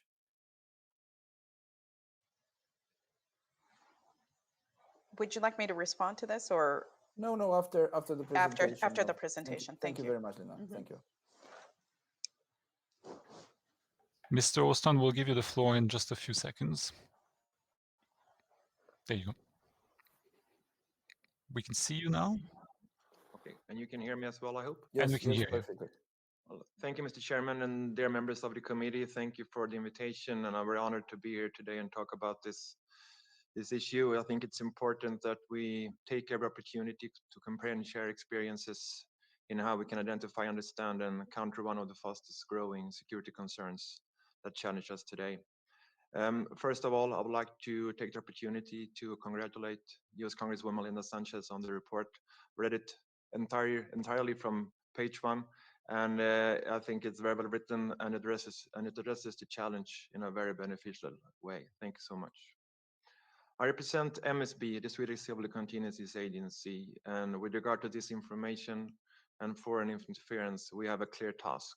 We have a mandate from the government to identify and counter information influence activities against Sweden and the dissemination of other forms of deceptive information. Besides that, through dissemination of knowledge and cooperation, we should also support the preparedness of appointed agencies and other relevant stakeholders. This means that we have both a minute-by-minute operational task, but also a long-term commitment in how we build resilience and awareness in society. Since 2014, our agency has refocused these tasks on identifying and countering disinformation and foreign interference, just as many other agencies in the world did after that year. This has certainly not changed in light of the current pandemic and the critical role of communicating in ensuring the health or well-being of our citizens.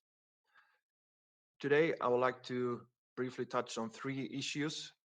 First, how we view the threat from our agency, what we are protecting, and why we believe that resilience and awareness are enablers, but also perhaps drivers in deterrence and defense postures. So what is the threat?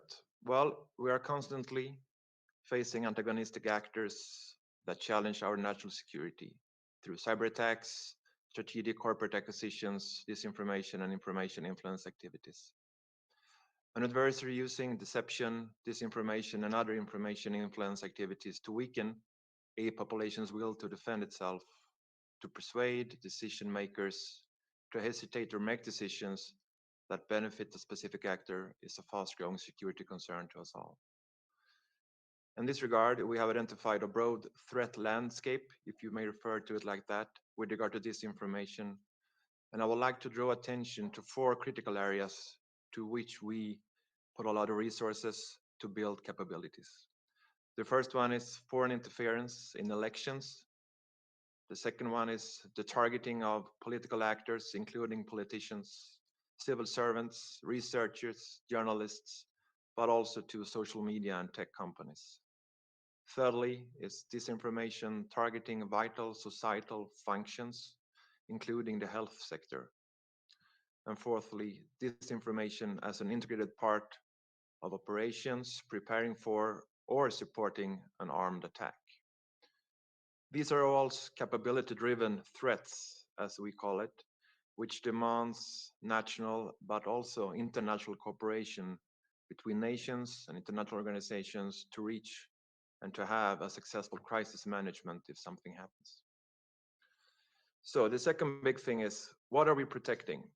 Information influence activities, including disinformation, can disrupt the way our society functions by exploiting vulnerabilities and challenging the values that are fundamental to our way of life, including democracy, the rule of law, and individual rights, ultimately challenging or endangering the health and well-being of the citizens.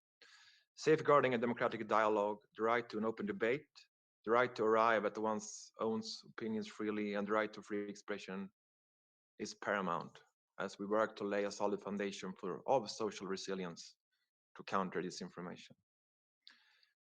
Thirdly, resilience and awareness are drivers and actually are key deterrents. Lessening the impact of disinformation and influence operation in an open democratic society is difficult. It places demands on the government, civil society, the private sector, education, and also voluntary organizations. This is just to name a few. We would argue that every individual is important to talk to about these issues, actually the society as a whole. Hence, we would argue that governments to a greater extent would find merit in including resilience and awareness in deterrence and defense postures. When our agency embarked on this journey, our main goal was to build and maintain a high threshold against foreign influence, solid enough for any opponent to challenge. An ambitious goal, very, very challenging to uphold. However, together with the intelligence community, the police, local, regional actors, we have established operational formats for understanding the threat, sharing knowledge in how to identify disinformation and foreign influence, and discuss to counter it. Besides that, we have developed a variety of activities to enhance long-term capability. We plan, finance, and execute exercises dedicated to information influence or how we can build resilience against it. And we also train and educate relevant target groups. Since 2017, we have trained roughly 15,000 civil servants and communicators in how to both identify and counter disinformation. And this is in a population of 10 million. So this has been a major work for us. Finally, we prepare for and launch specific calls for research regarding disinformation and how we can know more about this issue. Mr. Chairman, a few words on where we are heading, and as you recall from Ms. Tara Myrdal, you understand that Sweden is putting a lot of energy into rebuilding our total defense, and one part of that is actually a preparation for a new agency called the Agency for Psychological Defense. The task of identifying, analyzing, and being able to mitigate these threats targeting Sweden or our interests will be a central task of this new agency. We can look at psychological defense from several perspectives, arguably. We would still argue that it should ultimately be seen as a defense capability upholding our democracy. It requires being able to assess what we should protect and understand, what threatens us, and we must be able to protect our sovereignty, rights, and interests, our fundamental values, but also protect our freedom, decision-making, and henceforth action. The new Agency for Psychological Defense will be a civil authority under the government, and yet it is a defense capability against foreign state actors and military threats. Cooperation with the armed forces will be an important priority to it. Finally, some words on our cooperation and collaboration with NATO. Sweden and MSB is an active partner to NATO, as you know. We highly appreciate the broadened approach NATO has established on security challenges. My section seconds one staff to the Stratcom Center of Excellence in Riga, which we believe have been very beneficial for both actors. Most significantly, the Alliance and the Center have been sincere drivers in how we can build Stratcom capability, but also to ensure a broader security dialogue internationally. Mr. Chairman, thank you so much. This concludes my presentation. Thank you very much, Torbjörn Arnstrand. Thank you for your presentation. And as I said, I want to address myself a question or an invitation to some comments. And we also have Mary Lou McFadden for another question or remarks or comments. So, dear colleagues, social media companies have a crucial role to play in the addressing disinformation, as you previously mentioned. They have taken measures, including by banning political advertising and taking down posts. However, this raises potential concerns around the right to free speech. What checks and balances could be put in place to ensure that moderation does not become censorship? This is my invitation to some comments. And I also want to give the floor to Mary Lou McFadden. You have the floor, Mary Lou.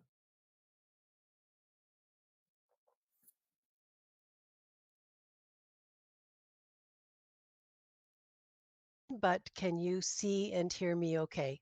Yes, thank you. All right. To our presenters, I want to give my sincere thanks. I'm a newer senator in Canada than my esteemed colleague Jane Cordy, so it's a real pleasure to be here today. My question is about our role as lawmakers. And one of the points that I kept hearing over and over again was about innovation that's needed for policy and programs. But may I ask each of you where you see a need for new laws, if at all, in order to follow through on the recommendations and the priorities that you set out? Thank you very much. Thank you very much, Mary Lou, and I invite our speakers, our colleagues to have the floor. Maybe we can start with Linda Sanchez. Are you ready to intervene, Linda? Sure. I don't know if I should start with Jane's question first and then yours Feel and then the free to last. start. Okay, I'll start with Jane, and it was great to see you as well. She talked about different actors who are spreading disinformation and how they seem to be an echo chamber, which amplifies the threat. And that's exactly the case. And I'm going to give you a specific example. In the January 6th insurrection, there were a number of groups that congregated at the Capitol to take part in that attack. One was a far-right supremacist group, the Proud Boys, members of that white supremacist group. There were others that came from a group called the 3 Percenters, which are generally anti-government groups. And there were other groups as well. The thing that they have in common is that they have a grievance, and their message, while one, it might be a racial grievance and the other might be an anti-government grievance, they sort of support and amplify the message that that government is, corrupt, or government is wrong, or government isn't doing what they should be doing. And so even though each has a specific grievance, it contributes to this overall distrust in government institutions. And that's very unhealthy for democracy. It's very threatening to democracy. And so while each group might have a different take, it arrives at the same conclusion, or it supports the same conclusion, that somehow government is bad and democracy is bad. And that is something that we really need to get at the root causes of. With respect to laws governing digital media companies, etc., it's a very difficult balance. There are no bright lines.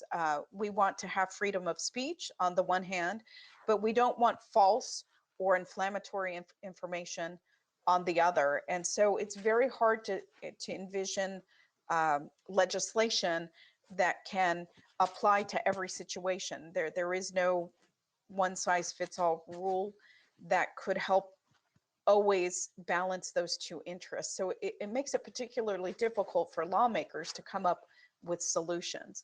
But I absolutely do think that digital companies and digital platforms do bear some responsibility and have to do a better job of helping to take down content that is blatantly false or inflammatory, or not based in any kind of fact whatsoever. We're seeing this with conspiracy theories that are, have cropped up in the United States. You can put facts to counter that out into the public, but there are groups of people that are going to believe what they want to believe regardless. But not allowing that to disseminate across digital platforms is very important in terms of not spreading this conspiracy theory that people buy into without any factual basis whatsoever. So hopefully I've managed to answer some of the questions, and I will allow my counterpart to also take some time to address the questions posed. Thank you very much, Linda. Now we go to Torbjörn Arstrand. Thank you very much, Mr. Chairman. And I would like to follow Congresswoman Linda Sanchez very much regarding the discussion on how we regulate this. Regulating aspects are definitely crucial to discuss and analyze. At the same time, it's a great responsibility for lawmakers to actually analyze what you should regulate in this domain and how you regulate this. Regarding Sweden, how we do it right now, we are in a phase where we're trying to find an analysis on how we can proceed. we don't have the perfect or the law, how to say, regarding the how we do this work in Sweden.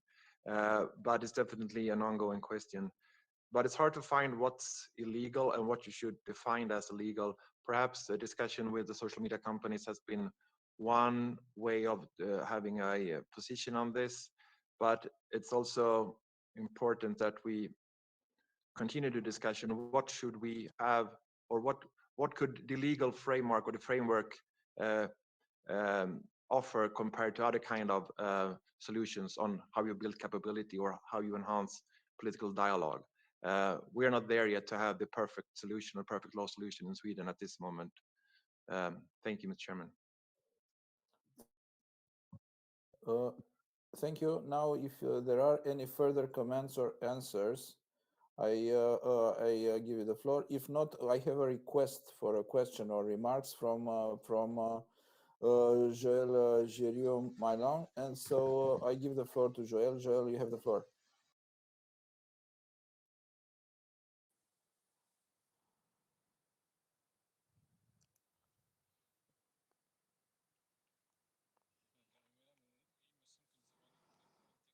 I'm afraid we have the same technical issue with Mrs. Gériau-Mailan. Can you please ask for the floor again, Mrs. Gériau-Mailan? Thank you. Mr. Chairman, I was speaking in French. That's why you were getting the translation a little bit later. Okay.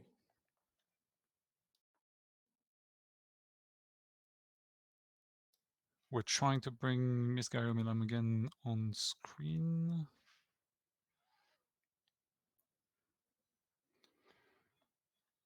Unfortunately, it doesn't seem to be working. Ms. Gériau-Mailan, if you want to maybe ask your question in the message box, then I can relay that to our panelists.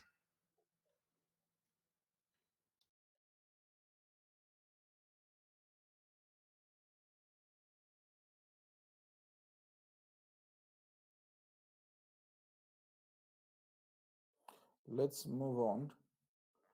Let's move on. The two panelists, are they willing to have further in? Okay, Linda Sanchez, please, you have the floor. I was just going to add that the types of misinformation and disinformation that we're seeing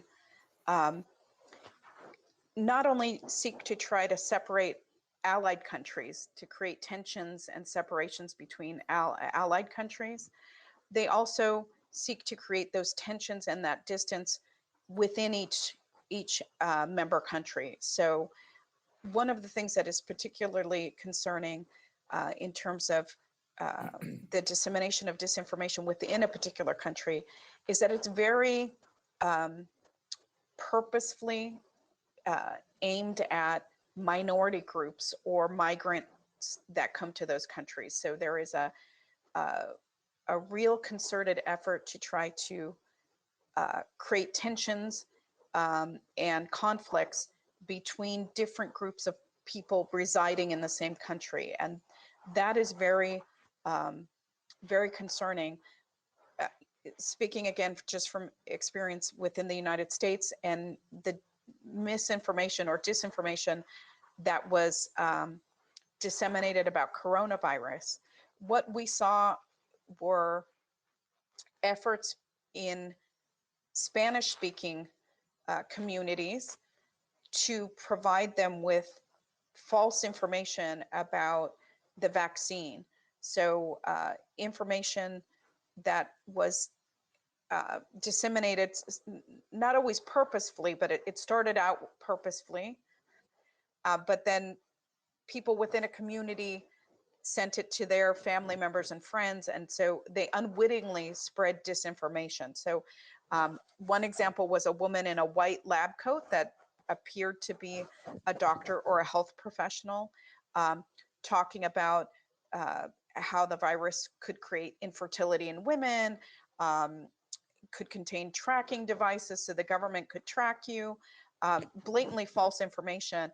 And when they traced it back to its origins, the origins came from a country in Latin America. So it wasn't even misinformation that was started in the United States. It was from another country in a language targeted to a specific group.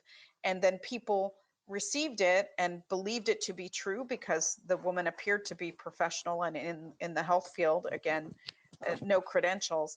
And they would send it to their family members or their friends and neighbors, and that's how it became disseminated. So we have to be very strategic in promoting democracy and promoting what we call third-party validators. So these are organizations that are trusted to provide information and use them as a way to counter disinformation, because oftentimes if the government puts out information and says the vaccines are safe, these other actors say, well, it comes from the government and you can't trust the government. So third-party validators are very critical to combating the specific type of disinformation which occurs in minority communities. And I think that's an important point for folks to remember as well. Thank you very much, Linda. And are there any further comments from Torbjörn Astrand? Chairman, I would just like to add, sorry? No, please, you have the floor. I have one perhaps last comment, and just as mentioned, I believe the COVID-19 situation really has launched a debate on that. We can actually see that disinformation, foreign influence activity is really challenging the security and the health being of our citizens. And it's important to stay source critical. It's important for lawmakers, perhaps more like state or on the state level, to have that can offer accurate information to the public on what's being right or wrong, or what's being, for example, how you vaccinate yourself and where you can find proper information for vaccination. Many global leaders have said that disinformation kills people today, and I think that has been a discussion that's being interesting to follow on what's really the case or not. But disinformation regarding the COVID-19 has actually put a lot of new vulnerabilities in front of us, which we need to address in a variety of ways. I think that's my last comment. Thank you. Thank you very much. And I want, at the end of this panel, I want to thank both our special rapporteur and our speaker for their presentations and for very, very interesting conversation we had. Thank you very much. And let me now invite you to consider the preliminary draft report of the subcommittee on democratic governance on 10 years after the Arab Spring, democratic expectations and disillusions. The draft report will be presented by Anissa Keder from France as a rapporteur. Anissa, the floor is yours. Madame Keller, est-ce que vous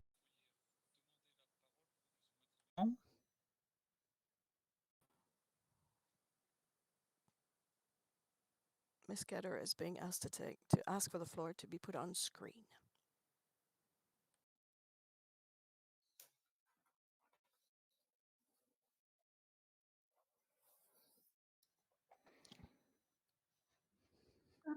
Bonjour. Bonjour. Once again, good afternoon. We can hear you, but the connection is not perfect, so bear with us if we need to switch off your camera to have a better sound connection. You have the floor. I hope you can hear me. I will be speaking in French.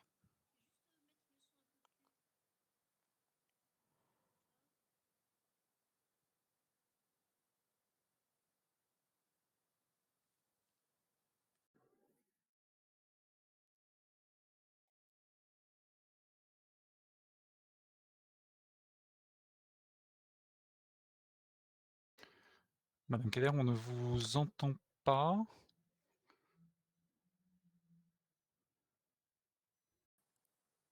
We still can't hear Miss Gedder.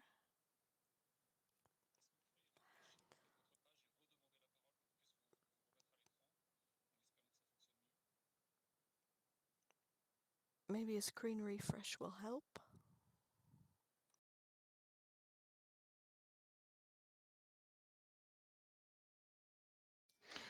Madame Keller, si vous m'entendez, voilà, j'allais vous dire de redemander la parole. If you can hear me, can you ask for the floor? Perfect. We can see you now. And we can also hear you. Dear President, dear colleagues, 10 years ago, the population of the Middle East and Northern Africa region, the MENA region, asked for better social and economical conditions and protested, but also asked for more democracy and a respect for their fundamental rights. On this anniversary, our Assembly wanted to look at how these demands had been met and how they're materialized over the last 10 years. And this is what my report today will focus on.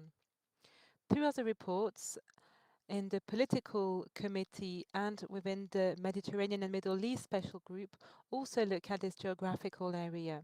The first one looked at the geopolitical aspects, and the second report looked at the specific Iraq situation where NATO will increase its manpower. I'm sure you remember back in December 2010, it's with the immolation of a fruit street trader, Mohamed Bouazizi, which triggered popular protests.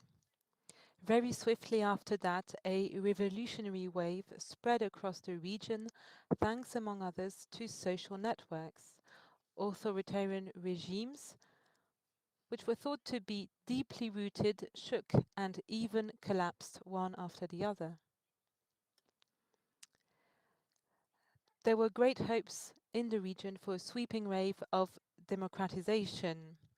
Local populations, but also the international community, saw in these uprisings an unstoppable onward movement towards more democratic societies, more egalitarian and more and wealthier societies. But yet history shows us that a revolution is far from being a quiet and peaceful endeavor. These hopes made way to disenchantment, and this is one of the observations that we can make today. In 2013, a counter-revolutionary movement challenged a number of the gains that were made. With the exception of Tunisia, most of the countries in the region experienced a democratic setback to varying degrees. In Morocco and in Jordan, economic models that were better adapted to globalization, and moreover, their regimes had more legitimacy. Thanks to this, both countries were able to peacefully and skillfully channel the population's demands. Other countries, such as Egypt, saw the reinstatement of authoritarian regimes. And in Syria, in Libya, and in Yemen, the political issue is still unresolved, and these countries are in the grip of deadly conflicts. Internal reactionary actors were also supported by other states in the area. Since 2019, however, people are rising again. New protests are happening in Lebanon, in Sudan, Iraq, and Algeria. The demands by the protesters are similar to those made in 2011 and 2012. They are asking for better socio-economical conditions, a better democratic governance, and asking for a fuller respect of their fundamental rights. These movements led to a number of gains. Among others, they led to the resignation of Abdelaziz Bouteflika in Algeria and the fall of Omar al-Bashir in Sudan. But today, the COVID-19 pandemic is increasing all of the democratic challenges that the region is facing. It's strengthening the authoritarian and repressive tendencies of the current regimes. And at the same time, it's also highlighting their inefficiency in managing the crisis and shows how important civil society is. In my report, I decided to focus on 5 main areas: the evolution of civil society, the respect for freedom of speech and freedom of the press, the development of women's rights, the societal role played by young people, and civ-mil relations. These 5 areas can be used as democratic benchmarks, and they played a key role during the uprisings in 2011 and 2012. Women, young people, organizations of civil society were at the forefront of these protests at the time, and they still drive current protests. The appearance of the notion of citizen journalism also helped disseminate throughout the region all the hope that stemmed from these uprisings. And the position adopted by armed forces during these protests was a key factor in the success or failure of these uprisings. The expectations of the populations in these 5 areas were very high after the uprisings. Clear gains were made. A more informal civil society emerged and developed. Young people continued to speak up, and women were able to be better represented in the public sphere, all the while obtaining gains for their rights. And yet, while they are societal gains today, they are still feeble and fragile. In many countries around the region, authorities are limiting access to information and are using repression and censorship to silence journalists, human rights defenders, and political opponents. Moreover, armed forces keep on playing a very important political role in a number of countries. Indeed, the weakness of civil institutions mean that there is no democratic control over the security sector. Finally, this disenchantment among the young people echoes high unemployment rates and a lack of opportunities. Since the revolutions, this generation feels stuck. These revolutions did not bring about the socio-economical changes that they were hoping for, but maybe these hopes were a bit too ambitious, as was shown during this excellent seminar organized in common with the political committee and the Mediterranean and Middle Eastern Special Group in March. Indeed, we were reminded during the seminar that we need more than a mere election to firmly root democratic foundations, and that a mere change of political regime will not make these conditions appear miraculously. However, this disenchantment among the youth had consequences way beyond the MENA region, and we see it through phenomena such as migration and radicalizations, and these topics were extensively looked at by our committee in previous reports. 10 years after these uprisings, a furor has vanished, and yet it's still too premature to take stock of these Arab uprisings. There has been a re-emergence of popular movements in a number of countries in the region since 2019, and this shows how the democratization process that was triggered in 2011 is still ongoing. The uprisings that took place 10 years ago were only the first manifestation of a deep miscontent among the citizens in this region about their socio-economical conditions, but also about how the citizens felt stifled in their aspirations. However, the desire for more fairness and respect for democratic values in this region still endures and is still expressed in the region. So how can we conclude? The stability of the southern neighborhood of NATO is crucial for the security of alliance, because any event that takes place in the MENA region has an impact beyond its borders. The internal evolution and developments that come from these Arab uprisings must focus all of our attention. And in addition to this, dreams and ideals that are being supported in these countries by the population correspond to the founding values of our alliance. Therefore, we must support these countries in this democratization process. To this effect, it would be good if NATO and its member countries continue to develop their common expertise on the region via strengthening their dialogue with partner countries. And the NATO Parliamentary Assembly has a decisive role to play in this dialogue with the MENA region via, among others, the Mediterranean Middle Eastern Special Group, but also via debates such as the one that we are having today. Allies must directly support the civil or must support the civil society in the region. Moreover, respect for democratic values, human rights, gender equality, freedom of speech and the press must be placed at the heart of their relations with the region's national authorities. We must be clear. Support and dialogue must not be mistaken with interference. The alliance must approach the region with humility and not fall in the pitfall of interference. Lasting success in the MENA region will only work if the uprisings are led by and for the population of the region.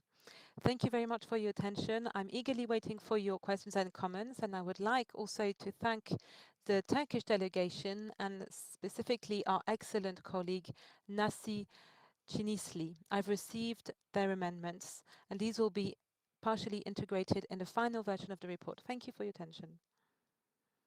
Thank you very much, Anissa. And I have three requests. First, Rodrigue de Meuse from Belgium.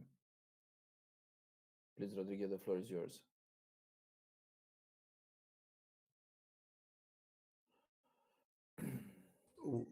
Oui, je vous remercie, Monsieur le Président.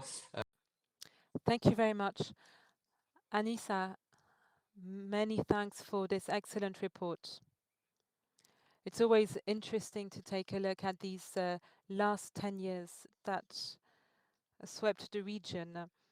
And I think this report is a very comprehensive one. It looks at the global situation in the region, but it also helps us draw lessons from these uprisings. I was interested in a specific dimension, that of Tunisia. You say that it's been an exception in the region. It's the only country in the region which had a success in its aspirations towards democracy. And I was wondering if you could tell us why you think Tunisia was more successful than other countries in this democratization process, and maybe how could other countries in the region maybe look at Tunisia to go in that same direction? And I'm eagerly waiting for your answer. Thank you.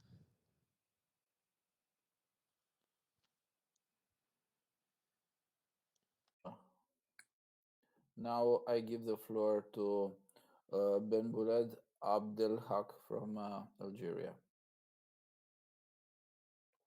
Distinguished colleague, the floor is yours.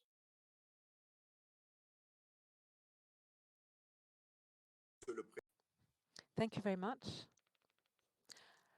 And thank you, Anissa, for your report. Since this report also looks at Algeria, I would like to say a few words.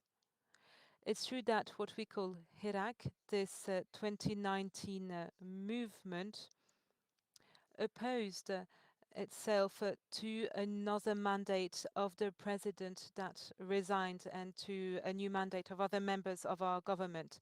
Since then, a new president was elected in full transparency under the control of independent authorities.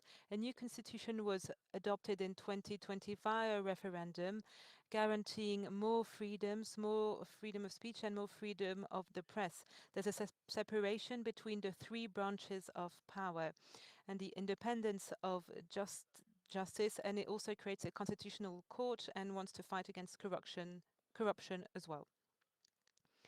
Thirdly, the parliament, as you know, has been dissolved and a new electoral law was adopted by all, and this new law grants more opportunities to young people, to women and academics. And this will take place next June the 12th. So there are many support mechanisms for young people to insert them, for example, in the job market. Up to 50,000 euros can be granted to a single person to help them with this integration. As for this Hirak, which is limited to 4 or 5 groups in a number of cities, it has no representatives, no intermediaries. So in conclusions, I believe that these small groups are victim of disinformation and propaganda, and I could say a lot about that. Thank you very much.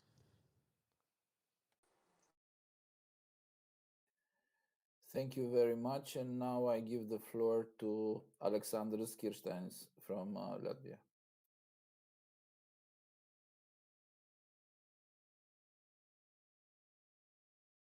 Thank you very much. My question is about migration problem, and what is your opinion with how you see situation today after 10 years? And why are such rich countries like Saudi Arabia, Kuwait, Emirates are more passive in stopping migrations flow than, for example, Turkey? Thank you. Thank you very much. And I give the floor now to Lord Anderson from UK. Affects us all as the southern part of the Mediterranean in terms of migration and in terms of the diaspora within our own countries. Many of us had wonderful expectations, like the populations at the time of the movements 10 years ago. But now there is a tremendous disillusion. And we have to ask why some countries appear to have succeeded and others not, because many of the basic factors appear to be the same. For example, the population increase is throughout the region. But perhaps the great exception obviously is Tunisia. Were there more intermediate bodies, corps intermédiaires there? Were women, women have an enhanced role? But the other major exception surely are the monarchies, Jordan and Morocco, that although there were good reasons for turbulence, for example, in Jordan, very large Palestinian population, and yet these countries survived. Was it just that their own governments were more legitimate than the others? What are the basic factors? You have already answered to some extent the fact that even after the earthquakes and the counter-revolution, if you like, it is not all bleak. There are some positive elements which remain. But the key question I pose is this: what can we do to try to help the democratic forces that are there, recognizing that much of the problem is cultural and, for example, in terms of women's education, that dialogue, yes, but there was a degree of dialogue before.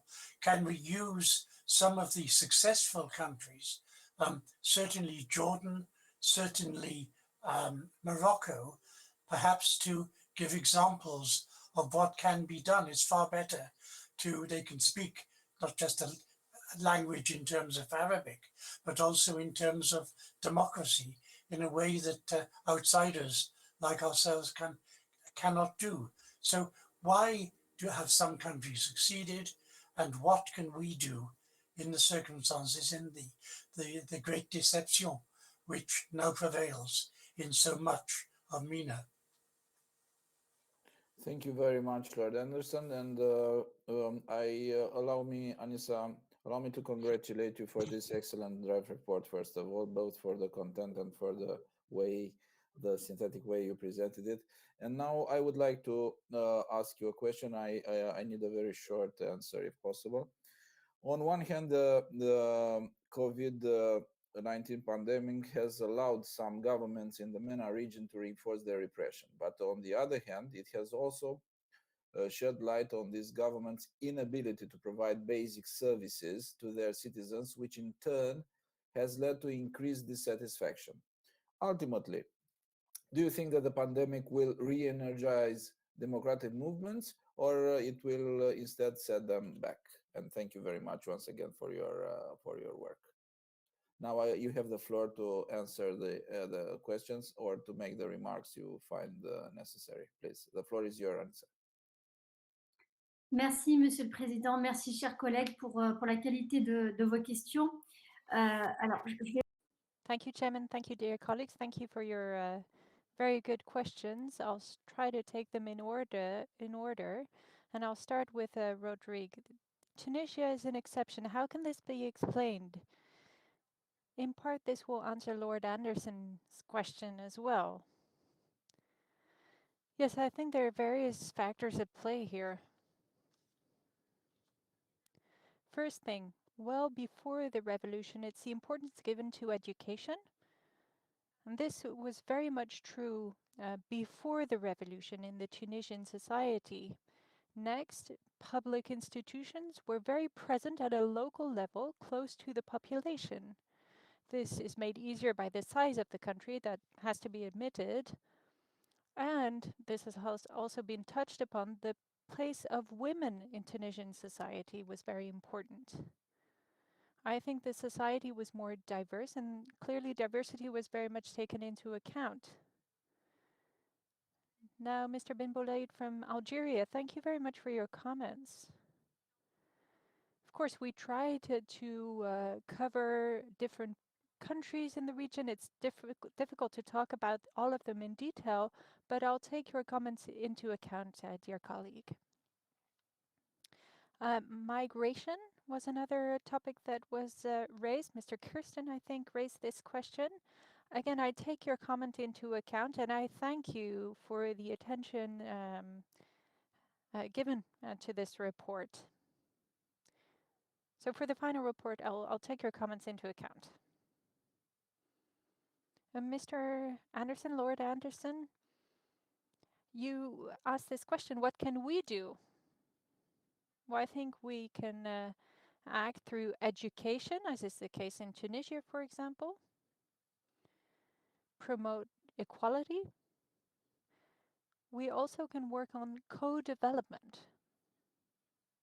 I think we can really support research and help these countries create transparent instruments. We can work with scientists and with societal groups within society that want to work on these questions.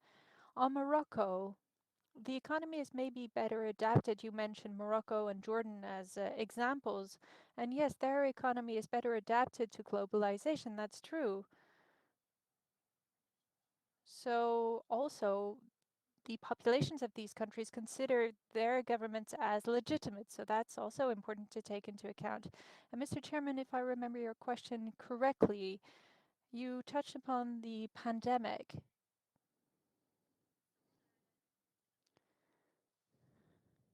The pandemic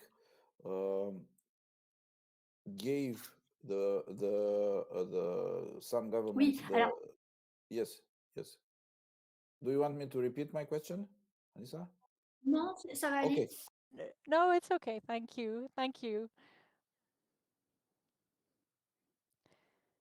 So the pandemic has two consequences. On the one hand, it really freed up speech as far as the management of the crisis is concerned, especially for some governments. And at the same time, it highlighted the crucial role played by civil society. The pandemic also sped up authoritarian actions. If you take the curfew as an example, and there was heightened repression in this context.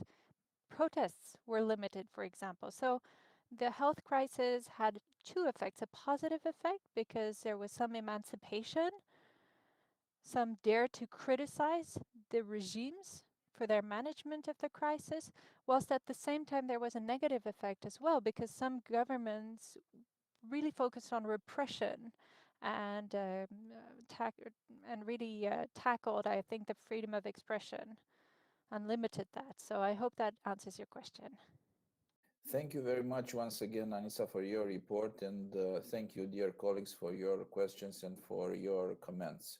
Now, it's time to move on to point number 8, future activities of the Committee on the Civil Dimension of Security and the Subcommittee on Democratic Governance. Let me inform you that I want to make a presentation of the future activities. And as you know, the CDS held a thought-provoking virtual visit to Estonia in April. We learned a lot, dear colleagues, about the Estonian experience in strengthening resilience to disinformation and cyber threats. I would like to take this opportunity to thank again the Estonian delegation for hosting us. Regarding activities for the rest of the year, the pandemic continues to make it difficult to present a program that is firm and definitive. If the situation allows, the Subcommittee on Democratic Governance should travel to the United States, possibly in November, for a meeting initially scheduled for 2020. This visit would provide an opportunity to discuss many topics of interest to the subcommittee and to dialogue with members of the US administration. Finally, the subcommittee is planning to visit South Korea toward the end of the year, and it is waiting confirmation from the South Korean authorities. This visit would be an opportunity to explore many issues relevant to our work, dear colleagues, including Chinese disinformation and propaganda, Beijing's attempts to export its authoritarian model abroad, and lessons learned from the COVID-19 pandemic. Should the organization of these 2 in-person visits not be possible, the subcommittee would hold substitute virtual visits to countries that have yet to be determined. Are there any comments or suggested plans for 2021? If yes, I'm ready to give you the floor. If not, Nathan, we are... No request for the floor. Thank you very much, Nathan. If not, we'll go to point number 9, consideration of the proposal made by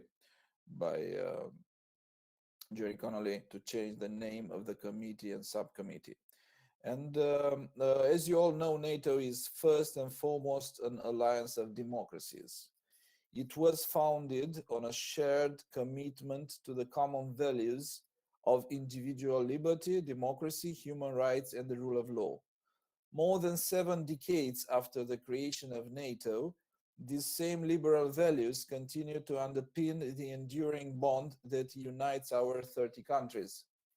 However, our common liberal values face a growing number of challenges and threats from within as well as beyond our borders. To counter them, the alliance must reaffirm its attachment to democracy. As part of this effort, our NATO Parliamentary Assembly President has approached me to suggest changing the name of our committee and subcommittee to respectively Committee on Democracy and Security and Subcommittee on Resilience and Civil Security. I fully support this proposal, as I said at the beginning of our meeting. But I want you to know that in accordance with the NATO Parliamentary Assembly's rules of procedure, the proposal to change the committee's name will be debated and voted on by members of the Standing Committee on their meeting on Monday. If approved, the proposal will then be put to a vote for ratification during the plenary. Should the plenary ratify the change, it will become effective as of the end of our spring session. Now, as far as the subcommittee is concerned, I want to say that the rules are, however, different regarding the name of the subcommittee. It is our task today to discuss and hopefully agree on the proposal to change the name of the subcommittee. Like with the proposal to change the name of the committee, if our committee approves the name, this change will be effective as the end of the spring session. Are there any comments or objections to the proposal to change the name of our subcommittee to Subcommittee on Resilience and Civil Security, or comments on the proposals to change the name of our full committee? Nathan, please help me. Sir, I see no request for the floor. I see no request to speak myself. So can I take in this case that no member wants to hold a vote on the matter and that we are all in agreement that the Subcommittee on Democratic Governance should be renamed the Subcommittee on Resilience and Civil Security? I have... Sir, we have one request from Lord Jopling. Lord Jopling, the floor is yours. Please.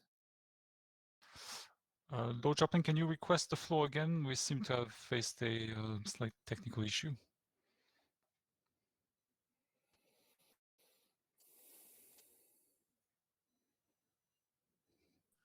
I can see myself. We can see you. Can you hear me? We can see you and we can hear you. Mr. President, as you probably know, I've been a member of this committee for an awful long time. I'm not going to oppose it, but I do think it's the most terrible mouthful. It'll take, it sounds to me as though it'll be much longer than the existing name of the committee. And I really don't see the point, but if that's what you all want, fine. Thank you for listening.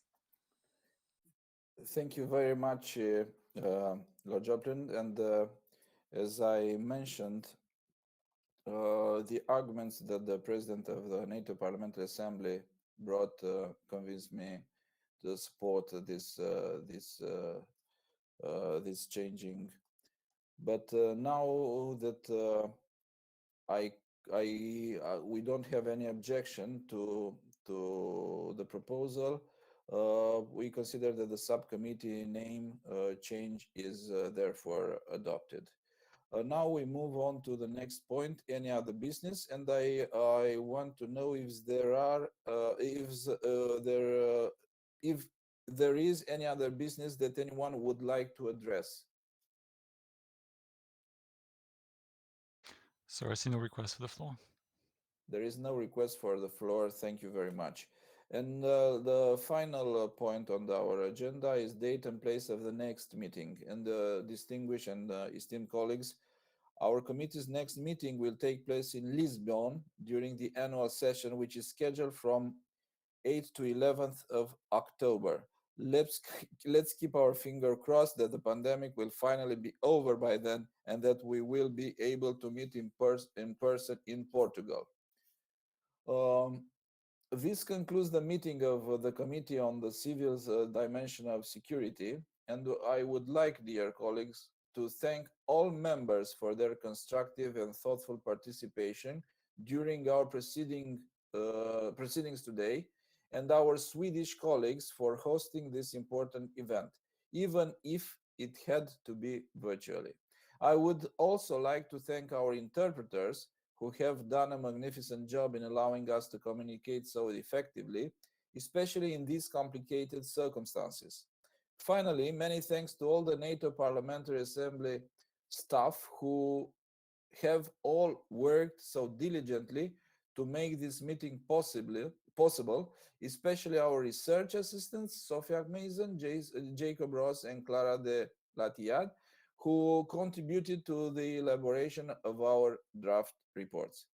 I now adjourn the 2021 spring session meeting of the Committee on the Civil Dimension of Security, not before thanking Nathan for his being such a wonderful collaborator and doing such a wonderful job. And to all of you, take good care and see you soon. Thank you very much. Goodbye.